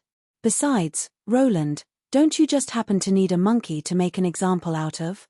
Since he's already jumping around, wouldn't it be bad if I beat him to it? I lowered my head and touched my hat. A black light flashed on my staff as I shrugged. It's already boring for you to say it out loud. I still want to enjoy this monkey show a little longer. I looked all around me. The evil dragons seemed to have surrounded us. Their open whispers and malicious intentions made me quite annoyed. How noisy. Law incantation, silence. The image of a silver-masked man on my mage robe flashed for an instant, and a faint silver light of law exploded forth like a halo. This was the equivalent of Wu Mianzi personally casting a law incantation. The entire world was forcefully frozen. An ordinary law incantation's law incantation, silence would probably only be able to silence everyone in the court. However, it seemed that the power of my law incantation far surpassed my expectations. The result of my divine power strengthening was that this ordinary, first circle forbidden spell spread throughout the entire Dragon City. At that instant, the entire world became silent. The malicious words were all gone as the dragons lost the ability to speak. Above Dragon City, the flying dragons lost the ability to spread their wings, causing them to fall down like dumplings. However, the law incantation would probably end before they fell to their deaths. I smiled evilly as I glanced at the panicking Hamist and young dragons. Law incantation, judgment. However, this time, it was the light of judgment. The surrounding dragons who attempted to kill and rob Dragon City were all dyed red. They were criminals who had been caught red-handed by the law enforcers. It would seem that Dragon City's public security is quite average. I could see that there were several large red zones as well. Wu Mianzi's divine power had once again caused this low-level law incantation to spread throughout the entire city. No matter how foolish the white dragon was, Hamist knew that he had run into an iron wall this time. However, before he could do anything, I raised my staff. Law incantation, judgment, Your Highness Roland, wait a moment. It seemed that my law incantation had caused such a commotion that it startled the dragon's elders who were waiting for us. The sight of a group of dragons running over was quite a shocking sight. However, I shook my head and directly finished the law incantation I was casting.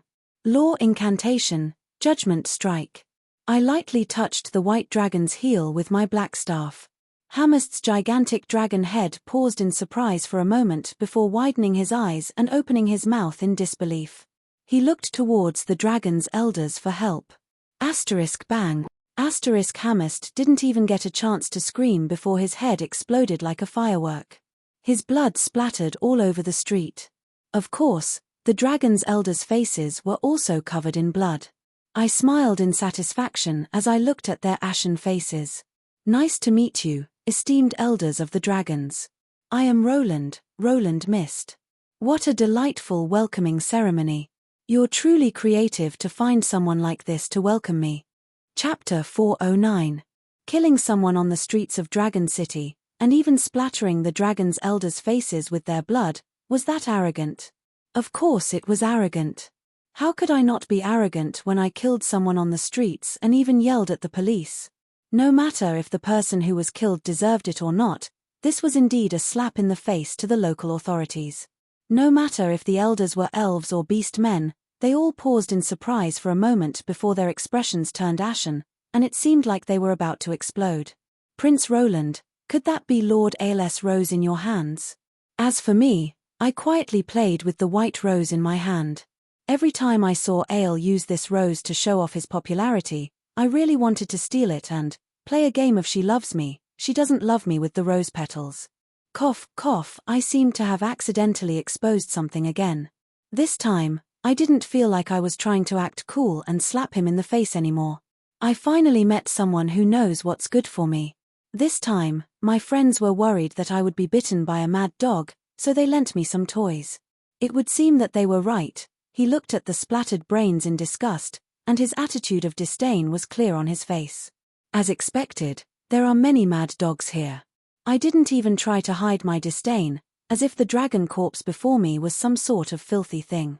This disdain instantly transformed into flames that destroyed all reason.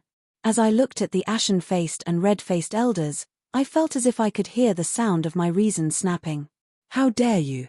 The fire-tempered blue dragon directly revealed his true form. However, he was stopped by one of his own. The gold dragon Horus directly stopped him. Don't be impulsive. That white rose is Death God Ael's personal god equipment. Do you want to die? The blue dragon elder paused in surprise for a moment, but then immediately stopped. Of course, he knew who Ael was, and he also knew that he would only be sending himself to his death if he went up. However, since he had already stepped up, wouldn't he lose all face if he gave in? Only now did he have the free time to size up Halos. When he saw that Halos was covered in god equipment, he could only inwardly complain. Then, the tense situation suddenly stopped. A gust of cold wind blew past, and the blue dragon elder's face was filled with embarrassment. He didn't want to charge forward and give up his life, but if he retreated in front of everyone's eyes, he would lose all face. However, in the underworld, reputation was sometimes even more important than life itself.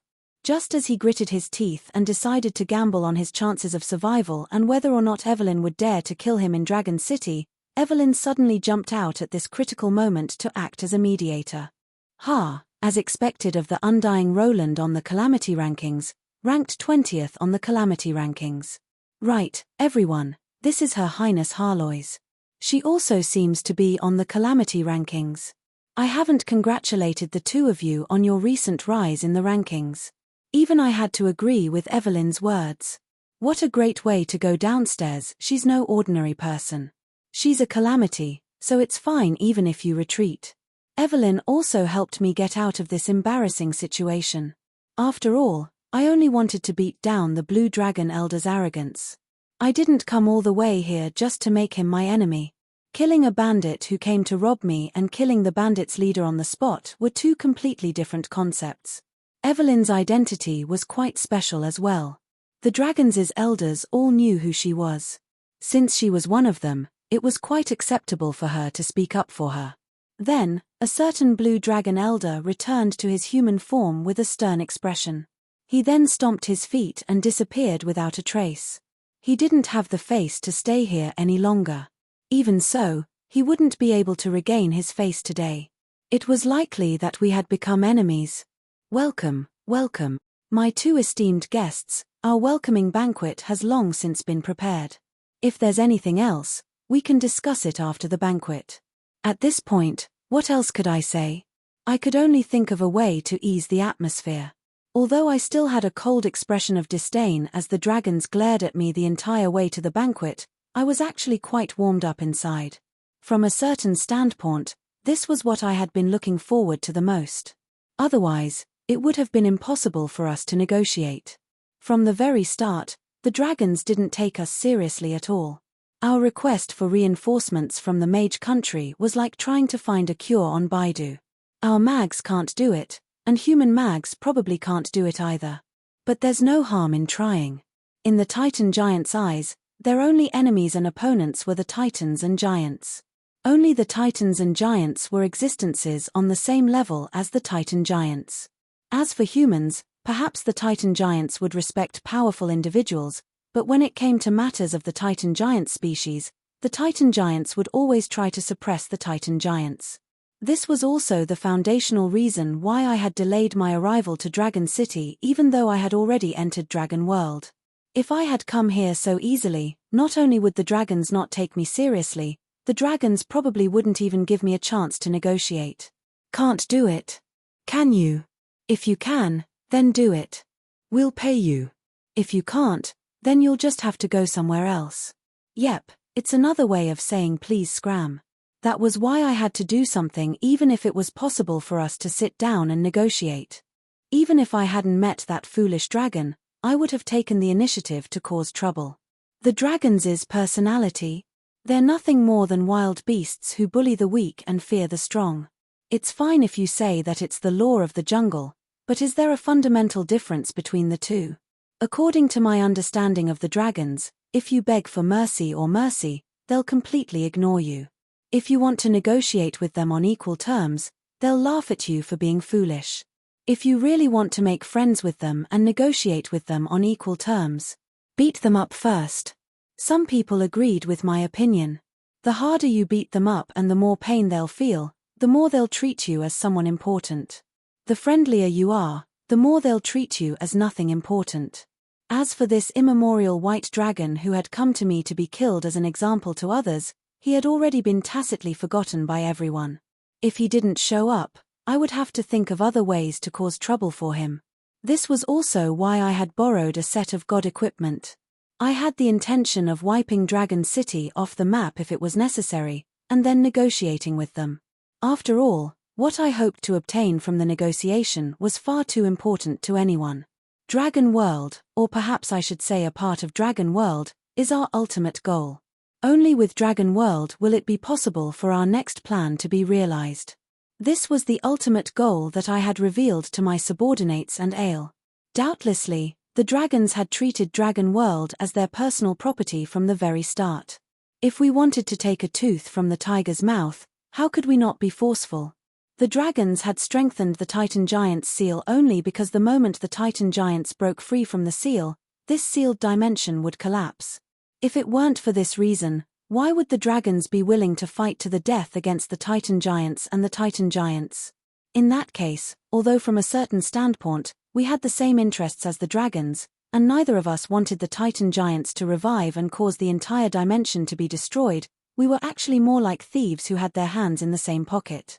After all, neither of us was the true master of this dimension. Of course, just relying on negotiation would be far from enough. That was why I had prepared many little tricks. Sometimes, when I'm unscrupulous, even I'm afraid of myself. If you really do as you please, you'll definitely be able to enter the top 10 calamity rankings if word gets out. I was standing in a corner of the banquet hall. There was no one else around me. Due to the incident just now, although I was in a way the main character of this banquet, the host had obviously disliked me. What was surprising yet reasonable was that Harlois had become the main character of this banquet. Many people kept inviting this beautiful Gold Elf princess to dance with them, expressing their regret for the Gold Elf Empire's former glory and their disdain for the ungrateful High Elves. Although the Gold Elf Empire at its peak might not have been stronger than the dragons, ordinary dragons would definitely show respect to the Gold Elf Empire. Many of the current Gold Elf elders had come from that generation. From a certain standpoint, Harloi's status was actually quite noble. Even dragons would have to lower their heads before her. It was just that she was previously an undead, which prevented her from interacting with the dragons. However, I could only listen to these words. It would be impossible for the dragons to actually demand justice for the Gold Elves. Since they had friendly relations with the Gold Elf Empire in the past, it was only natural that they would have friendly relations with the Kingdom of the Elves now as well. It wasn't like they needed to pay any money to express their sympathy or reprimand. I leisurely looked at Harlois, who was surrounded by the crowd, and chatted with her through our spiritual connection. At the same time, my attention was focused on the banquet before me. Could this be the stinger meat of a scorpion dragon? It's said to be super delicious. Wow, there's even ancient elven fruit wine. Judging from the smell, it seems to be mixed with fruit juice. I really want to drink it. Unfortunately, no matter how much I wanted to drink it, I was unable to do so right now. Right now, I had to do my best to wear an unpredictable smile and a body full of god equipment while standing in a corner like a cool decoration. Although nobody was looking for me, countless gazes were constantly looking at me. If I exposed my current emotions, it would cause a series of problems in the future. Of course, the dragons wouldn't be too rude. When the dragon descendant musician at the banquet switched to a gentler song, Horus, who was currently the most authoritative elder, stood in front of me and did his best to smile.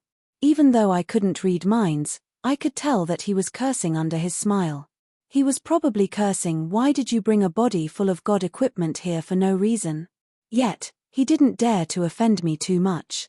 After all, I wasn't just talking about the mage country.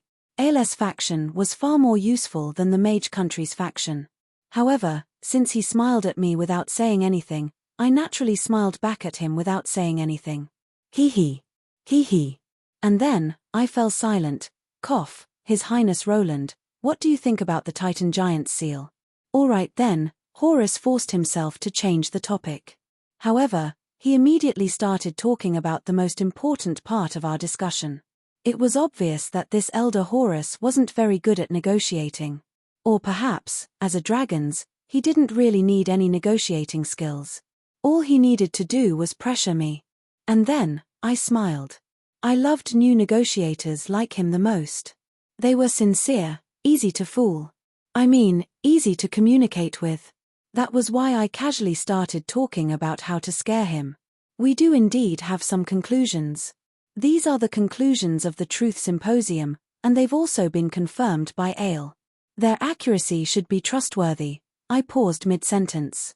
As I expected, countless ears were perking up to eavesdrop on me. This matter concerned every dragon's personal interests, so of course they would pay attention to it. The Titan Giant's seal will be broken sooner or later, and Dragon World will definitely collapse. Chapter 410. What would happen when multiple Chaos main gods appeared on the same battlefield? Everything would descend into chaos and fear. All dimensional laws would become chaotic and chaotic. And as the Chaos main gods went all out, the collapse of order would become even more obvious. There was not a single ray of light in the sky. Even those with night vision wouldn't be able to see more than 100 meters away. Everything would be devoured by the Light Eater. There was no need for dark clouds to exist. Dimensional cracks were torn open one after another. It was likely that nobody knew what was behind those dimensional cracks. After all, the unlucky ones who were devoured still hadn't returned yet. The laws of gravity were rewritten. Gigantic rocks suddenly rose up and then suddenly fell down. The apocalyptic scene from the legends was right before everyone's eyes. Mortals returned to an ancient battle between gods. This land had experienced far too many battles. The dimensional laws here had long since been broken. Unlike the Battle of the Hades, where the gods of the Hades maintained the stability of the battlefield, this area had long since lost the protection of the Earth God. In such a battlefield, just surviving would be a glorious achievement worthy of being recorded in the myths. But right now, surviving was truly difficult. The Bronze War god smiled in delight as he swung his heavy sword. His sword shattered numerous mountains and city walls. Mortals wouldn't attract his attention at all, but any unlucky person who was within range of his charge would have no chance of escaping. Those who were trampled to death would be the luckiest. They would die far too quickly and painlessly. Those who were enveloped by his domain of wrath would sink into an eternal battle, killing and being killed until the very last drop of their blood. This wasn't any sort of domain ability or supernatural ability. It was just that when Donates sank into a berserk battle, all intelligent creatures around him would be affected by his emotions and fall into a never-ending berserk battle just like him. The black-winged demon in the sky also gave up on the prey before him. He glided through the sky, seeming slow but actually quite fast as he circled around Donates. As for whether his prey was me or Donates, it was likely that even he himself didn't know. That was because every single word of Donates the Deceiver would be lacking in authenticity and credibility. A pincer attack from two main gods. I'm truly honored. I smiled wryly as I lightly gripped my holy light sword and released a blinding light. My dawn holy light sword that dispelled the darkness became the only source of light. The blinding light inadvertently revealed my boiling fighting spirit. How long has it been since I've been able to fight to my heart's content without considering anything? Perhaps I was influenced by Donates's fighting spirit, or perhaps it was because I had nowhere else to retreat. I actually felt my blood boil for a moment. But in the main god's hands, worlds apart, everything was different. Worlds apart in the hands of a main god. The instantaneous change in perspective was now meaningless. My intuition told me that Donates was already standing right in front of me. That thunderous roar that made my ears ring was only the sound of the wind caused by his sword swinging. My ears and eyes had lost their function, but my intuition and instincts were furiously warning me that a fatal threat was right above my head. Yet, I could only slowly mutter in a low voice. The tiny lightsaber wasn't even comparable to a toothpick in front of the war god's super heavy sword. However, the instant that the two swords clashed, the entire world could hear the sound of thunder. The lightless battlefield was illuminated by white light. This was a scorching flash that far surpassed the brightness of the sun in the daytime. After everyone lost their light, they were once again blinded by the excessive light. Thanks to that flash of light, everyone witnessed an inconceivable scene. Even the main god devourer, Barbarot, who was in the middle of a frenzied slaughter, was so shocked that his jaw dropped. The invincible god of war was like an unlucky guy who had been hit by a giant truck. He flew backward like a bullet and rolled in the sky. Then, he landed on the ground and continued rolling, smashing through two fortresses and a huge mountain. The undefeatable war god was sent flying as if he were a newbie who had just been hit by a giant truck. The invincible god of war was like a rookie who had just come out of the oven. He was directly sent flying like a baseball. Even Donates was unable to handle the frightening power. Even though he was already rolling on the ground to reduce the impact, he was still unable to move for quite a while. But judging from Bardi's increasingly fervent gaze, this long-forgotten pain actually stimulated his desire to fight. Ha ha ha ha, as expected of Roland. That battle against the Hades back then was so fun, and now you've given me another surprise. Let's go again. Donates tried to use his arms to stand up, but he failed twice. Only now did he discover that his body, which was made of adamantine, was also unable to handle the power of this attack. His entire arm was now covered in cracks. My maniacal laughter could be heard from half the battlefield, but I didn't receive any response. That was because I was currently doing my best to dig myself out from the ground. P2E, it's all sand. I half knelt on the ground with my golden holy sword stabbed into the ground with blinding wings of light surrounding it. I helplessly looked at my right arm and right hand, which should have been holding my sword. I only have half of my body left. Isn't this too ridiculous? There was nothing on the right side of my body where my arm should have been. There was no need to worry about me cosplaying as Yang Guo, because half of my shoulder had disappeared without a trace. With such a heavy injury, I should have died already. However, my wound was mysteriously covered in a faint white light, and not a single drop of blood flowed out. As expected, I shouldn't have foolishly faced you head-on. I was forced to use my trump card so quickly. That's such a waste. I was even intending to use it against you in the future when I wanted to trade blows with you. Dawn's holy sword's wings of light unfurled in front of me. The Lord of Thunder's shadow furiously flapped his wings in an attempt to fly away, but finally calmed down. Meanwhile, more and more light gathered on my wound. I no longer had the time to worry about my wound. The black-winged Sophocles was about to begin his second round of attacks. I had originally thought that Donates' pitiful state would cause the cautious Sophocles to retreat yet again. However, this only stimulated Sophocles' vicious nature as a demon. Even though Sophocles' golden armor that was covered in flashing magical runes seemed rather laughable, the vicious expression on his face revealed his determination. It would be worth it even if he was seriously injured if he could take this chance to deal with such a terrifying opponent. When the light on the right side of my body dissipated, my right arm and body returned to normal. I unfurled my wings of light, picked up my holy sword, and flew towards the wind. You want to beat me up while I'm down?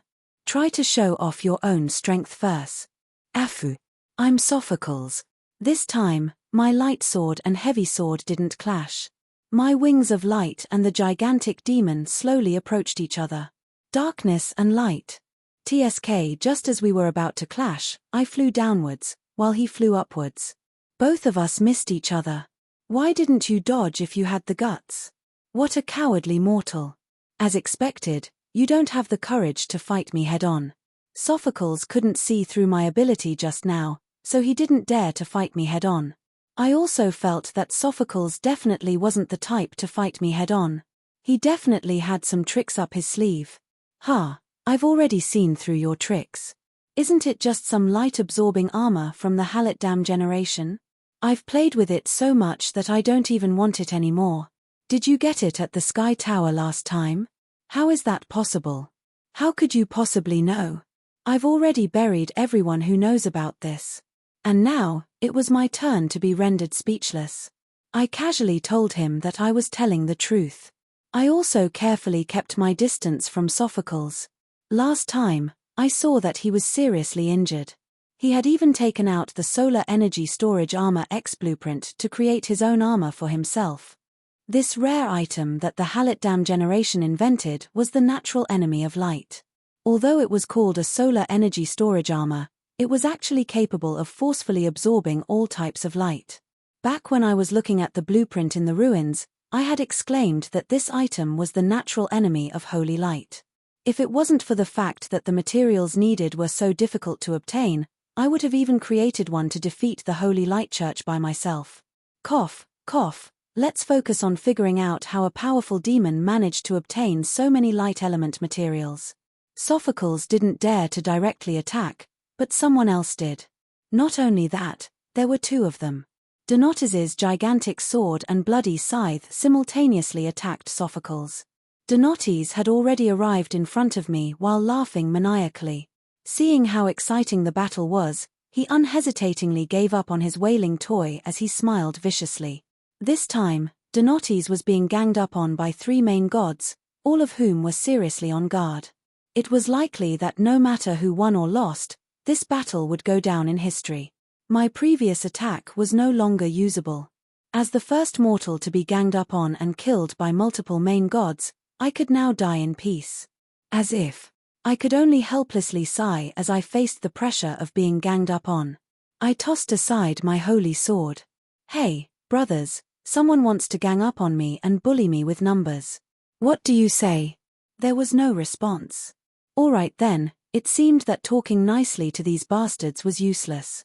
You're the one, little fire dragon. Wondrous frog seed. Two clouds of black mist appeared in the direction his arm was pointing. One blocked Donotes, and the other blocked Barbarot. Donotes's gigantic black sword was blocked by a lightning spear, while his bloody scythe was broken by a spiked mace. Donotes was sent flying again, and this time, that gigantic devourer main god also accompanied him. Who's the little red dragon? I am the creator goddess most beloved eldest son, the Titan. Who's the wondrous frog seed? I am the apex of despair and regret, Hymer. Chapter 4:11. Aisha's New Year's first news summary? So it wasn't written by the fairies? It's a new journal jointly created by San Antonio, the Mage Country, and several other major countries. Just the number of copies sold in each country is astonishing.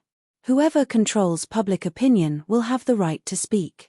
Nobody's an idiot these days. This morning, a blue dragon suddenly flew over the campsite. Apart from the invitation, there was also this journal in the gift bag it threw down. Although it wasn't printed in color, the paper was excellent, the wording was exquisite, and the content was well illustrated. Let me see what important news it is that requires a high-speed delivery. I immediately closed the journal the moment I flipped to the first page. Ultraman fighting against small monsters? Doesn't that sound a little wrong? The headlines already seemed ridiculous, but the silly cat scurried out from a corner. Let me see, what Ultraman? It's obviously the cloud giants that vanished from the world have returned to the mortal world. In the battle between Bardi and the Holy Church, they viciously taught the dragons a lesson. Halent's army was forced to retreat after a bitter battle. Cloud giants. There are actually cloud giants in the mortal plane. I had to say, that glowing giant really did seem like the legendary Ultraman, the giant of light. The dragons that were being beaten up by the cloud giants really did seem like small monsters that were shouting shameful lines. Cloud giants were one of the strongest subspecies of the giant species. They were known as the Titan's favored children.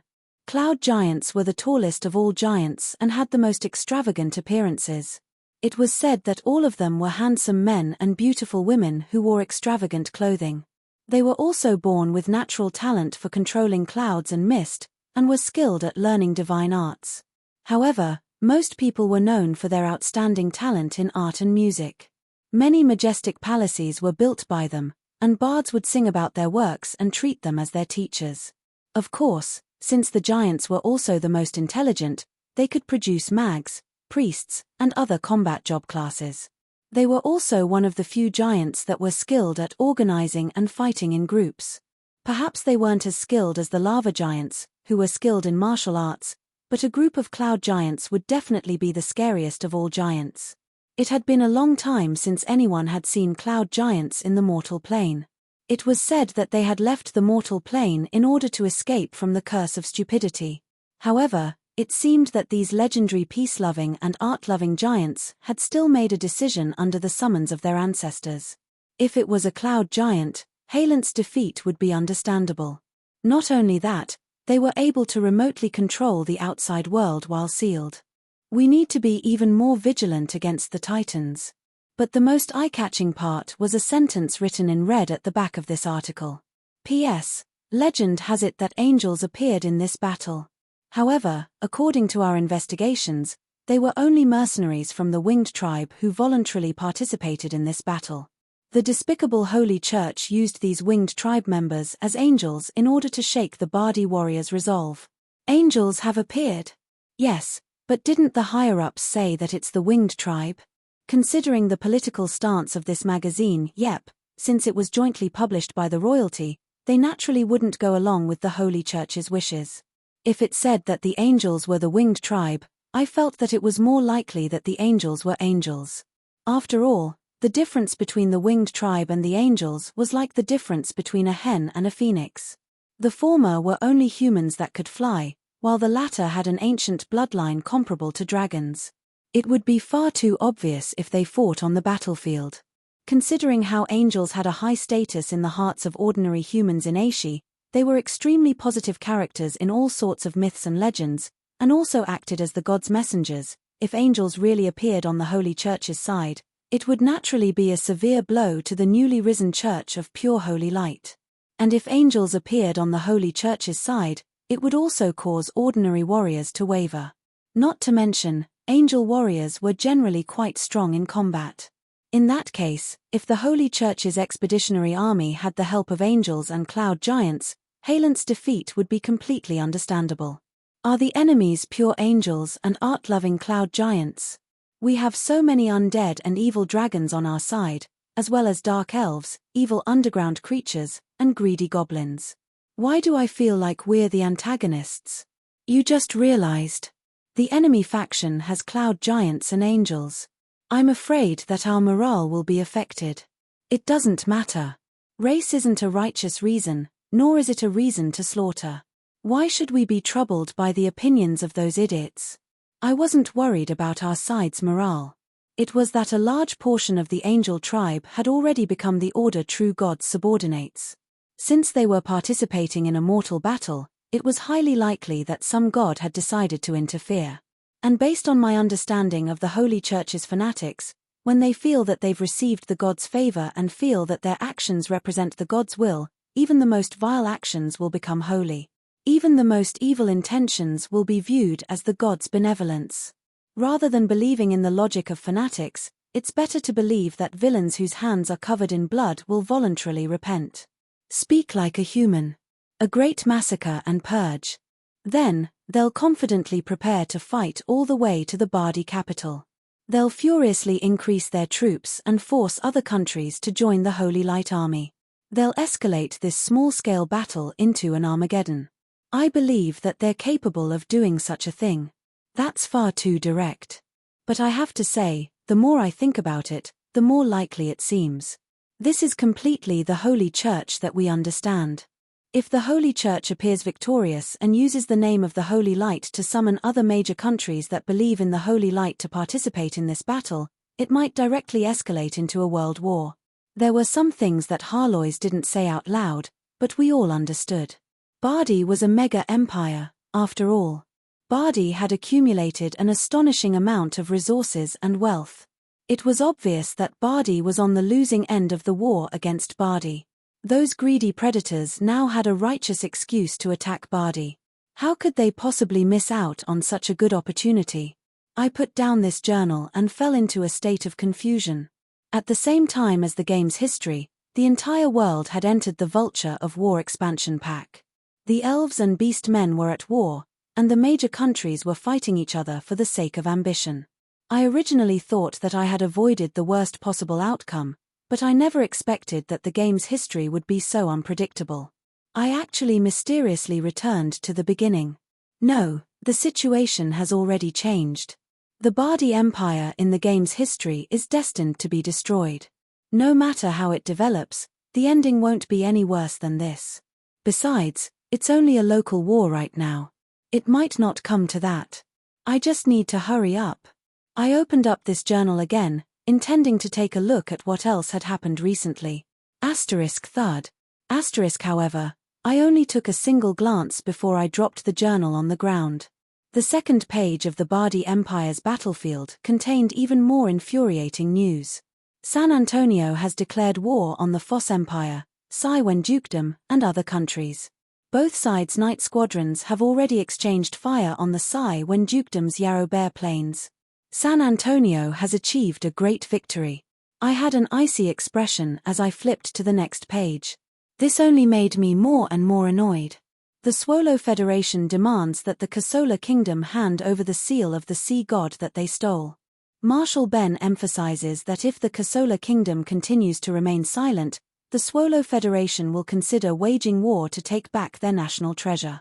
New sea tribes and sea monsters have appeared on the Ottoman Empire's borders. Lady Storm's priests and priestesses have appeared on the battlefield. Organized sea giants have also joined the battle. The war between the Ottoman Empire and the Sea Tribe has escalated. The Heen Kingdom of the Elves has announced that it will become the San Heen Empire. Moon Elf Queen Athena has declared herself the new Elven Empress. She also demands that all other Elven kingdoms submit to her. 16 kingdoms of the Elves have declared their allegiance, and 23 kingdoms have declared war on the Elven Empire. The Elven Civil War has begun. Silly cat, don't tear. What am I supposed to see if you tear it? Boiling black mana began to boil on the silly cat's body. A screaming banshee shadow formed on the black cat's body. This was the first time I had ever seen Harlois so angry. It was evident that she was truly angry. I wisely ignored Harlois, who was currently bristling with anger. From a certain standpoint, the re-establishment of the Gold Elf Empire would perhaps have new historical significance for ordinary elves. However, for a Gold Elf descendant like Harlois, this would be nothing more than a traitor wearing the crown that originally belonged to her. This was a deep-seated hatred that she would never forgive. As I continued reading, I found many similar news articles. Some of them didn't seem very interesting, but if I really thought about them, they would be quite troublesome. Traces of gigantic insectoids have been discovered in the North Sea. These insectoids have incredibly high combat strength and are naturally resistant to magic. They are suspected to be an immemorial species. A large number of ogres have appeared in the San Anton Empire's Osaphalan region. There are many subspecies of ogres in the snowy plains, mountain cliffs, and forests. The San Anton Empire's government is warning all nearby residents to be on high alert. They'll be organizing a crusade soon. So many troublesome things happened at the same time. This seemed like a coincidence, but it was actually a type of necessity. Now that the Holy War had begun, the ambitions that had been suppressed for thousands of years were finally unrestrained. Now that the winter had passed, it was time for the long-prepared plans to begin in spring. The ambitious individuals who had been prepared for this for a long time finally extended their tentacles, and the world of Aishi was now filled with many things. I closed this magazine and glanced at the silly cat, who was still fuming with anger for no reason. Her ethereal shadow was constantly screaming while her physical body was glaring at the magazine. I shook my head. Some things seemed like I had let go of them, but they had always been in my heart. They were weaknesses that no one would be willing to touch. If anyone dared to touch the land in the Northlands, I would probably end up just like her. I would act like an injured beast, hide in a corner, and roar at everyone. As for Harloy's, perhaps the scars in her heart that she didn't want to be opened up the most was the elven crown that had originally belonged to the Gold Elves. How many generations of inheritance and how many former Gold Elves' glory had finally fallen from her hands? The pain of losing her country, the pain of being betrayed by someone she trusted, the feeling of helplessness as she watched everything head towards Armageddon. Perhaps it was because we were both in the same boat and recalled the Mist Kingdom back in the day. Or perhaps it was because I simply didn't want to see anyone bully my pet, but I felt rather sad and displeased as I looked at this silent ethereal shadow. That was why I made this promise. Relax. As long as I'm here, no matter who it is, they'll never be able to easily wear this crown that belongs to the Gold Elves. Chapter 412. Chaos Girl. What's that? After my usual information gathering, I actually found an interesting rumor, or rather, a rumor.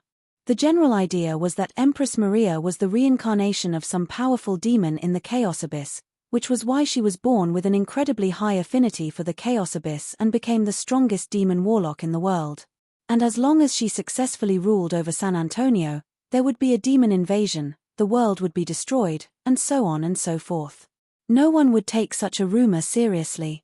Even the peddlers on the street thought that it was a rumor spread by Prince Winston. After all, there had been far too many rumors about Maria being a demon's daughter and a demon conspirator in the past few years. But someone just happened to believe it. Pope Coloma I believed it. I, the most devout priest of the Holy Light, Pope Coloma I, declare that Maria is Solane, the enemy of the Holy Light. Solane is the enemy of the Holy Light. All believers of the Holy Light must purify this filthy woman. The next day, early in the morning, such notices were posted everywhere in San Antonio's capital city. Isn't this way too unsightly? I felt rather helpless. Wasn't it already noisy enough for them to do such a thing at a time like this?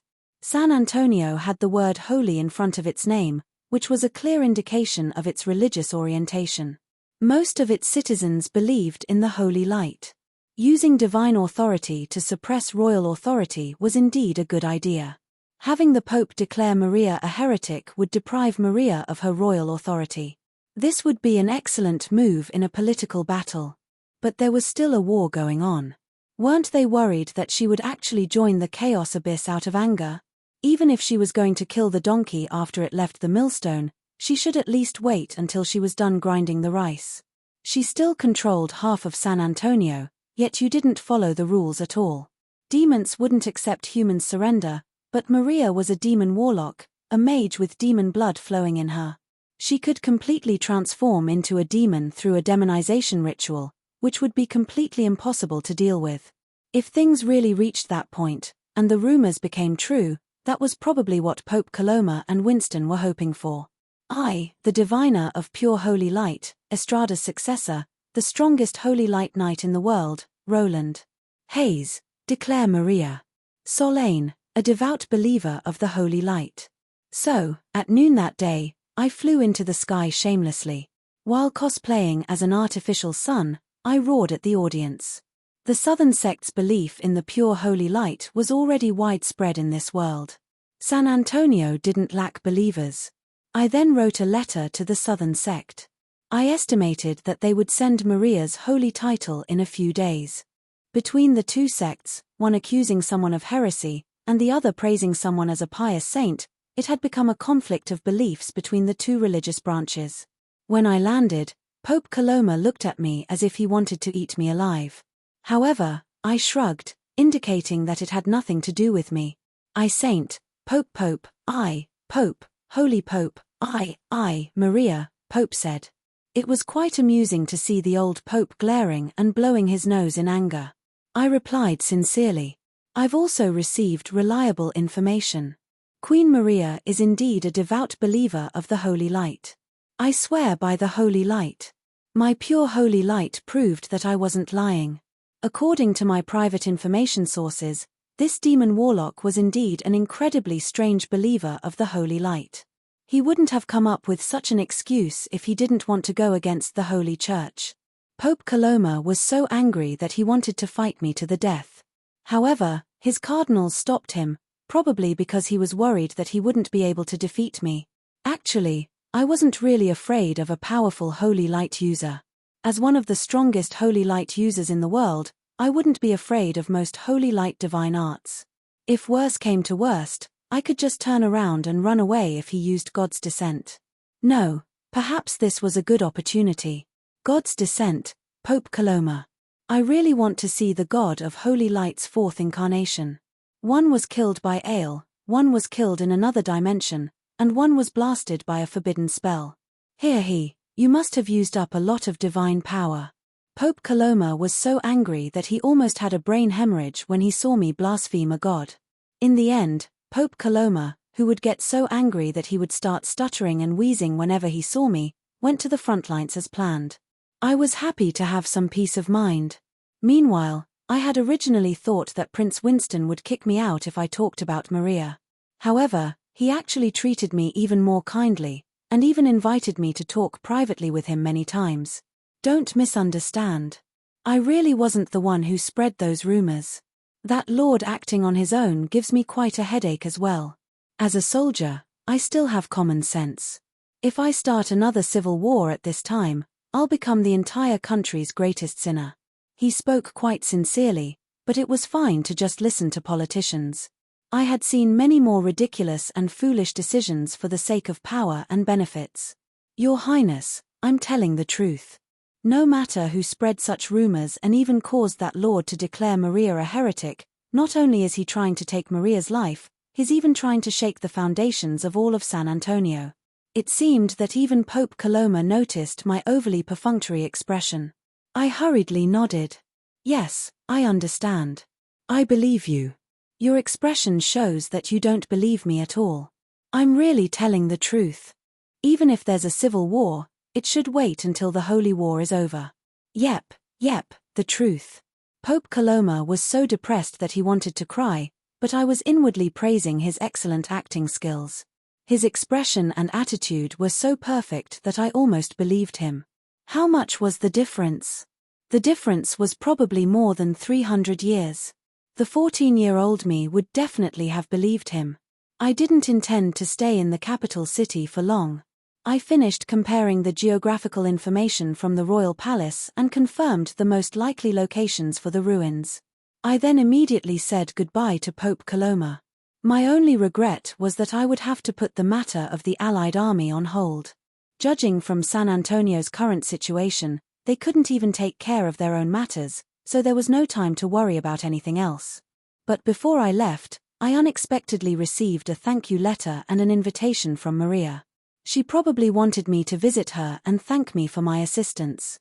Of course, I wouldn't refuse such an invitation since I could establish a relationship with one of San Antonio's true authorities. Even if I had to take a roundabout route, I would still go. Especially now, when San Antonio was still the #1 food storage country in all of Ike, while the Mist Alliance behind me was the #1 military weapons supplier in all of Ike. As long as we worked together, it would naturally be a great deal. What? Why didn't she try to sell them to Winston? Winston had a kingdom knight, the Holy Church's assistants, as well as Pope Coloma and Cardinal Rosario's personal assistants. Why would he possibly use our weapons and equipment? It could be said that the moment that the Holy Church declared Maria to be a heretic, the enemy of an enemy had the potential to become a friend. She thus became our natural ally. But as I traveled to San Antonio, I noticed that something was off. The rumors about the Abyssal Girls have spread too quickly and too widely. Chapter 4:13. From a certain standpoint, my duel with conservation was a typical mage style. Careful observation, probing attacks that didn't aim for success, but only to avoid making mistakes. Careful observation of conservation's weaknesses, defending against conservation's probing attacks, and so on. Of course, there was also the sudden final attack that was more than enough to take conservation's life. That was why a duel between two mags would usually be quite boring. Mags would first summon cannon fodder and cast defensive spells to make sure that they were undefeatable. Only then would they begin casting spells to probe their opponent's strength. They would either destroy the enemy's cannon fodder or try to remove the enemy's defenses. The first to expose one's own weakness would be the loser. In that case, if it wasn't for the fact that there was a tremendous difference in power level, it was quite possible that a duel between two academic mags would last for 2 or 3 hours. Since most of the mage's attention was focused on defense and personal safety, the duel wouldn't be very interesting. But even though this was a normal mage duel, my duel with conservation was slightly different. The snow-white ice castle walls suffered repeated attacks. Even the vanguard of the undead mysteriously transformed into ice sculptures. However, the remaining undead didn't retreat. That was because undead creatures lacked fear to begin with. They didn't care about morale at all. The will of the undead lords was above all else. Charred. Step on your own kind. The undead army's inexplicable will converged into a will that was almost corporeal. It was as if there was an invisible skeleton lord howling in the void. The high-level undead knight climbed up his subordinate's corpse and was the first to reach the top of the castle walls. But before he could rejoice at his success, the next instant, a chill attacked him from under his feet, transforming him into an ice sculpture. But the next instant, his undead knight acolyte stepped on his corpse and also transformed into an ice sculpture. Then, another skeleton general continued to step on her corpse. Even though this was a bottomless abyss that silently devoured everything, the black undead army continued to advance unwaveringly, as if they were man-eating ants that nobody dared to stop. If it's a river, fill it up. If it's a volcano, extinguish it. Although it seems quite foolish, it's indeed a practical method. After all, magic also requires energy as a source of energy, and energy will eventually run out. That's the most basic law of magic. Since it was a spell that required physical contact to be effective, then I would just use corpses to isolate it. If it was a spell that could spread, then I would use cannon fodder to consume all of the curse and negative energy. If it was a spell that was limited by its functions and rules, then I would use cannon fodder to test out all the rules. This was the foundational reason why the undead army could sweep through all countries. No matter how powerful or defensive magic was, or how powerful your offensive magic was, as long as you had enough cannon fodder, even the most powerful spell would have a limit. Even the most powerful spell would be exhausted to death. The Black Flood always moved forward slowly. It seemed slow and sluggish, as if it could escape with just a few steps. However, it was impossible to stop it. No matter where it escaped to, the result would be the same. This was the undead calamity, the king of pestilence that everyone viewed as death itself. But in this battle between undead emperors, this was nothing more than an appetizer. She had as many cannon fodder as she wanted. Of course, I had my own way of dealing with conservation. But before that, I needed to deal with conservation's magical attacks first. Conservation had finished casting her spell. A pitch-black cloud flew over from the distance, but it instantly shattered into pieces when it got close. The cloud instantly enveloped all of Cloud City, filling the entire city with a dense black mist. The dark clouds in front of him weren't offensive spells. Instead, they were a layer of pitch-black fog in which countless dark elves were circling and fantasizing. They couldn't tell up from down, down from left, and the lack of a sense of direction and vision made all attacks a joke. A special magic? Yep, I've probably never seen this before in the mortal plane. It's probably a special application of negative energy. It's even capable of blocking out soul vision. This mist has the scent of souls. It's probably a sacrificial divine art that uses undead subordinates as sacrificial sacrifices. Using soul shards to block out soul vision? That's quite a creative idea. I nodded in agreement. My inference was pretty much the same. Having an encyclopedia was great. Many inferences could be instantly verified. In that case, since I knew the general principles behind this spell, I should be able to find a way to counter it. Purify, no, absorb. Using a soul magic in front of a soul magic master? What a joke. Under my command, the national-level soul summoning tower in the center of Yongye City was fully activated. The soul shards in the mist weren't even able to resist as they were directly absorbed by the soul summoning tower. The mist of death that blocked vision actually became the cloud summoning tower's new energy source. The cloud summoning tower's energy had dropped from 90% to 92%. Even though I had the upper hand, I couldn't help but feel anxious. I'm afraid that she's already prepared her next spell. This was the difference in tempo between mags. An undead emperor with an undead army was also capable of casting spells. It was basically the equivalent of me taking one step for every 2 steps she took. A novice would probably be delighted at being able to nullify the enemy's attack, while I would have a headache because I had lost the initiative. I knew that once the tempo was pulled away and the advantage accumulated to the point where I couldn't handle it anymore, that would be the critical moment to decide the victor. The difference between us was obvious from the very start. Her undead army's movements were also a threat to me. She had plenty of cannon fodder to use right from the start, while I could only deal with her every move.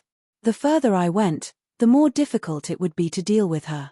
This meant that I would have to simultaneously deal with 2 of her moves for every step I took.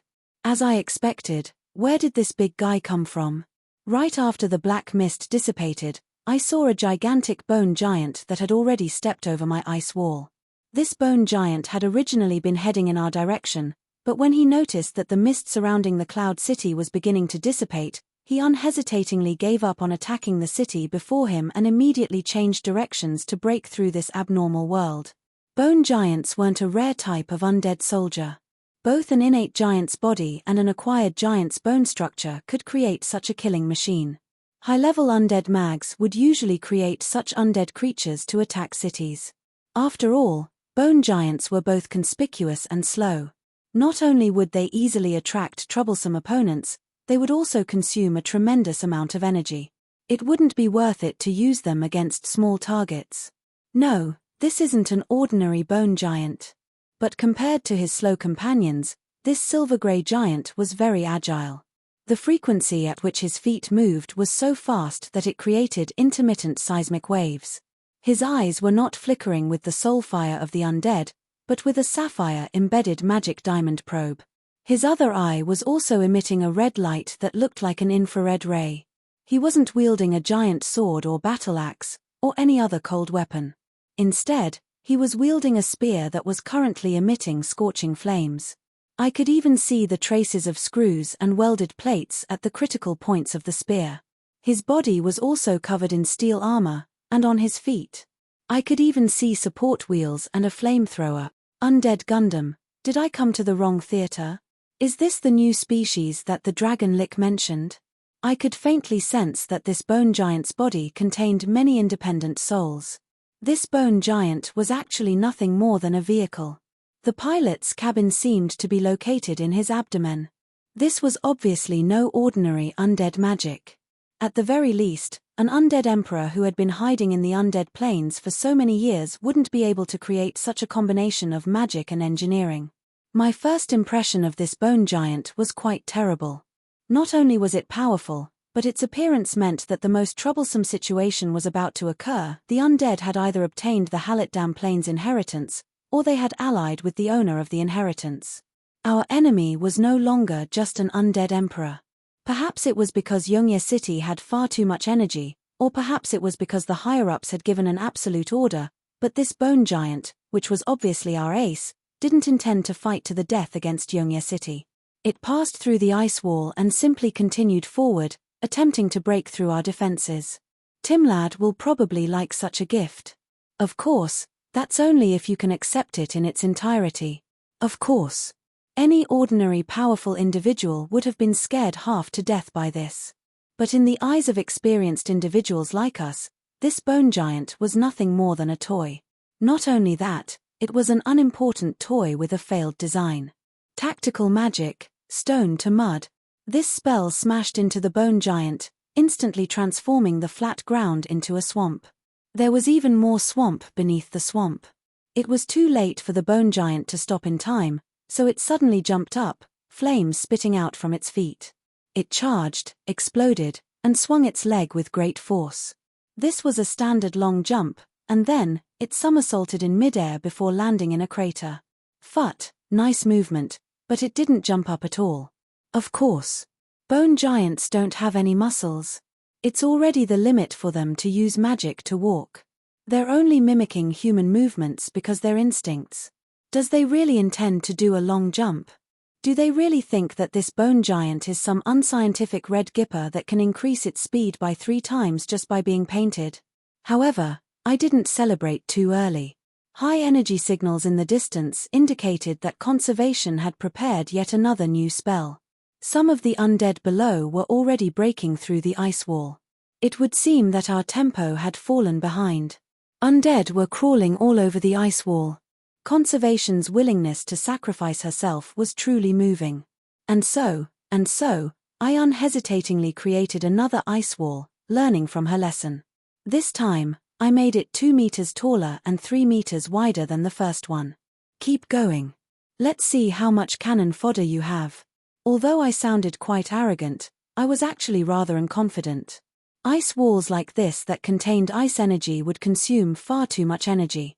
Each time I used it, it would use up almost 10% of Yongye City's total energy. In order to ensure Yongye City's safety and combat strength, I didn't dare to use less than 50% of my energy. I wouldn't be able to use such an ice wall to stall for time many times.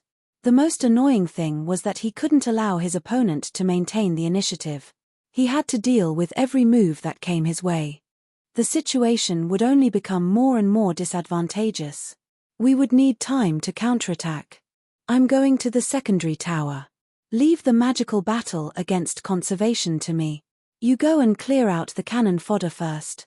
For once, Harlois was being diligent as she volunteered to take on this heavy responsibility. Her strategic decision was obviously correct. Since conservation was too far away and it was impossible to eliminate her, it would indeed be a good idea to use the strategy of Tianji's horse race to suppress conservation's weak points and eliminate the annoying cannon fodder first. She's an undead emperor. We should at least be careful. Even with the mage tower's support, it would still be quite difficult for me to directly face off against an undead emperor. Invisible curses, dimensional sealing spells, and special negative energy permanent damage would all be enough to kill Harlois. However, Harlois chuckled as she slowly transformed into her human form. Her silky blonde hair reached the ground, and her familiar beautiful face appeared in front of me. Her breath smelled like orchids as she intentionally whispered into my ear. Undead Emperor? Who do you think I am? Who taught you undead magic? I'm the woman who taught you how to become an undead emperor. Now that I've accumulated enough, I'm also the woman who's about to become an undead emperor. Be careful of her. I'm hoping to obtain a chance to make a breakthrough in battle. Harlois transformed into a phantom as she giggled. I could now focus on the undead army below me. It was indeed quite reassuring to have such a trustworthy helper. What should I prepare next? It would be best if I can use a powerful spell that can kill off all the mid-level and high-level undead in one go. Since I have the Mage Tower's energy reserves, I might as well use up a bit of it.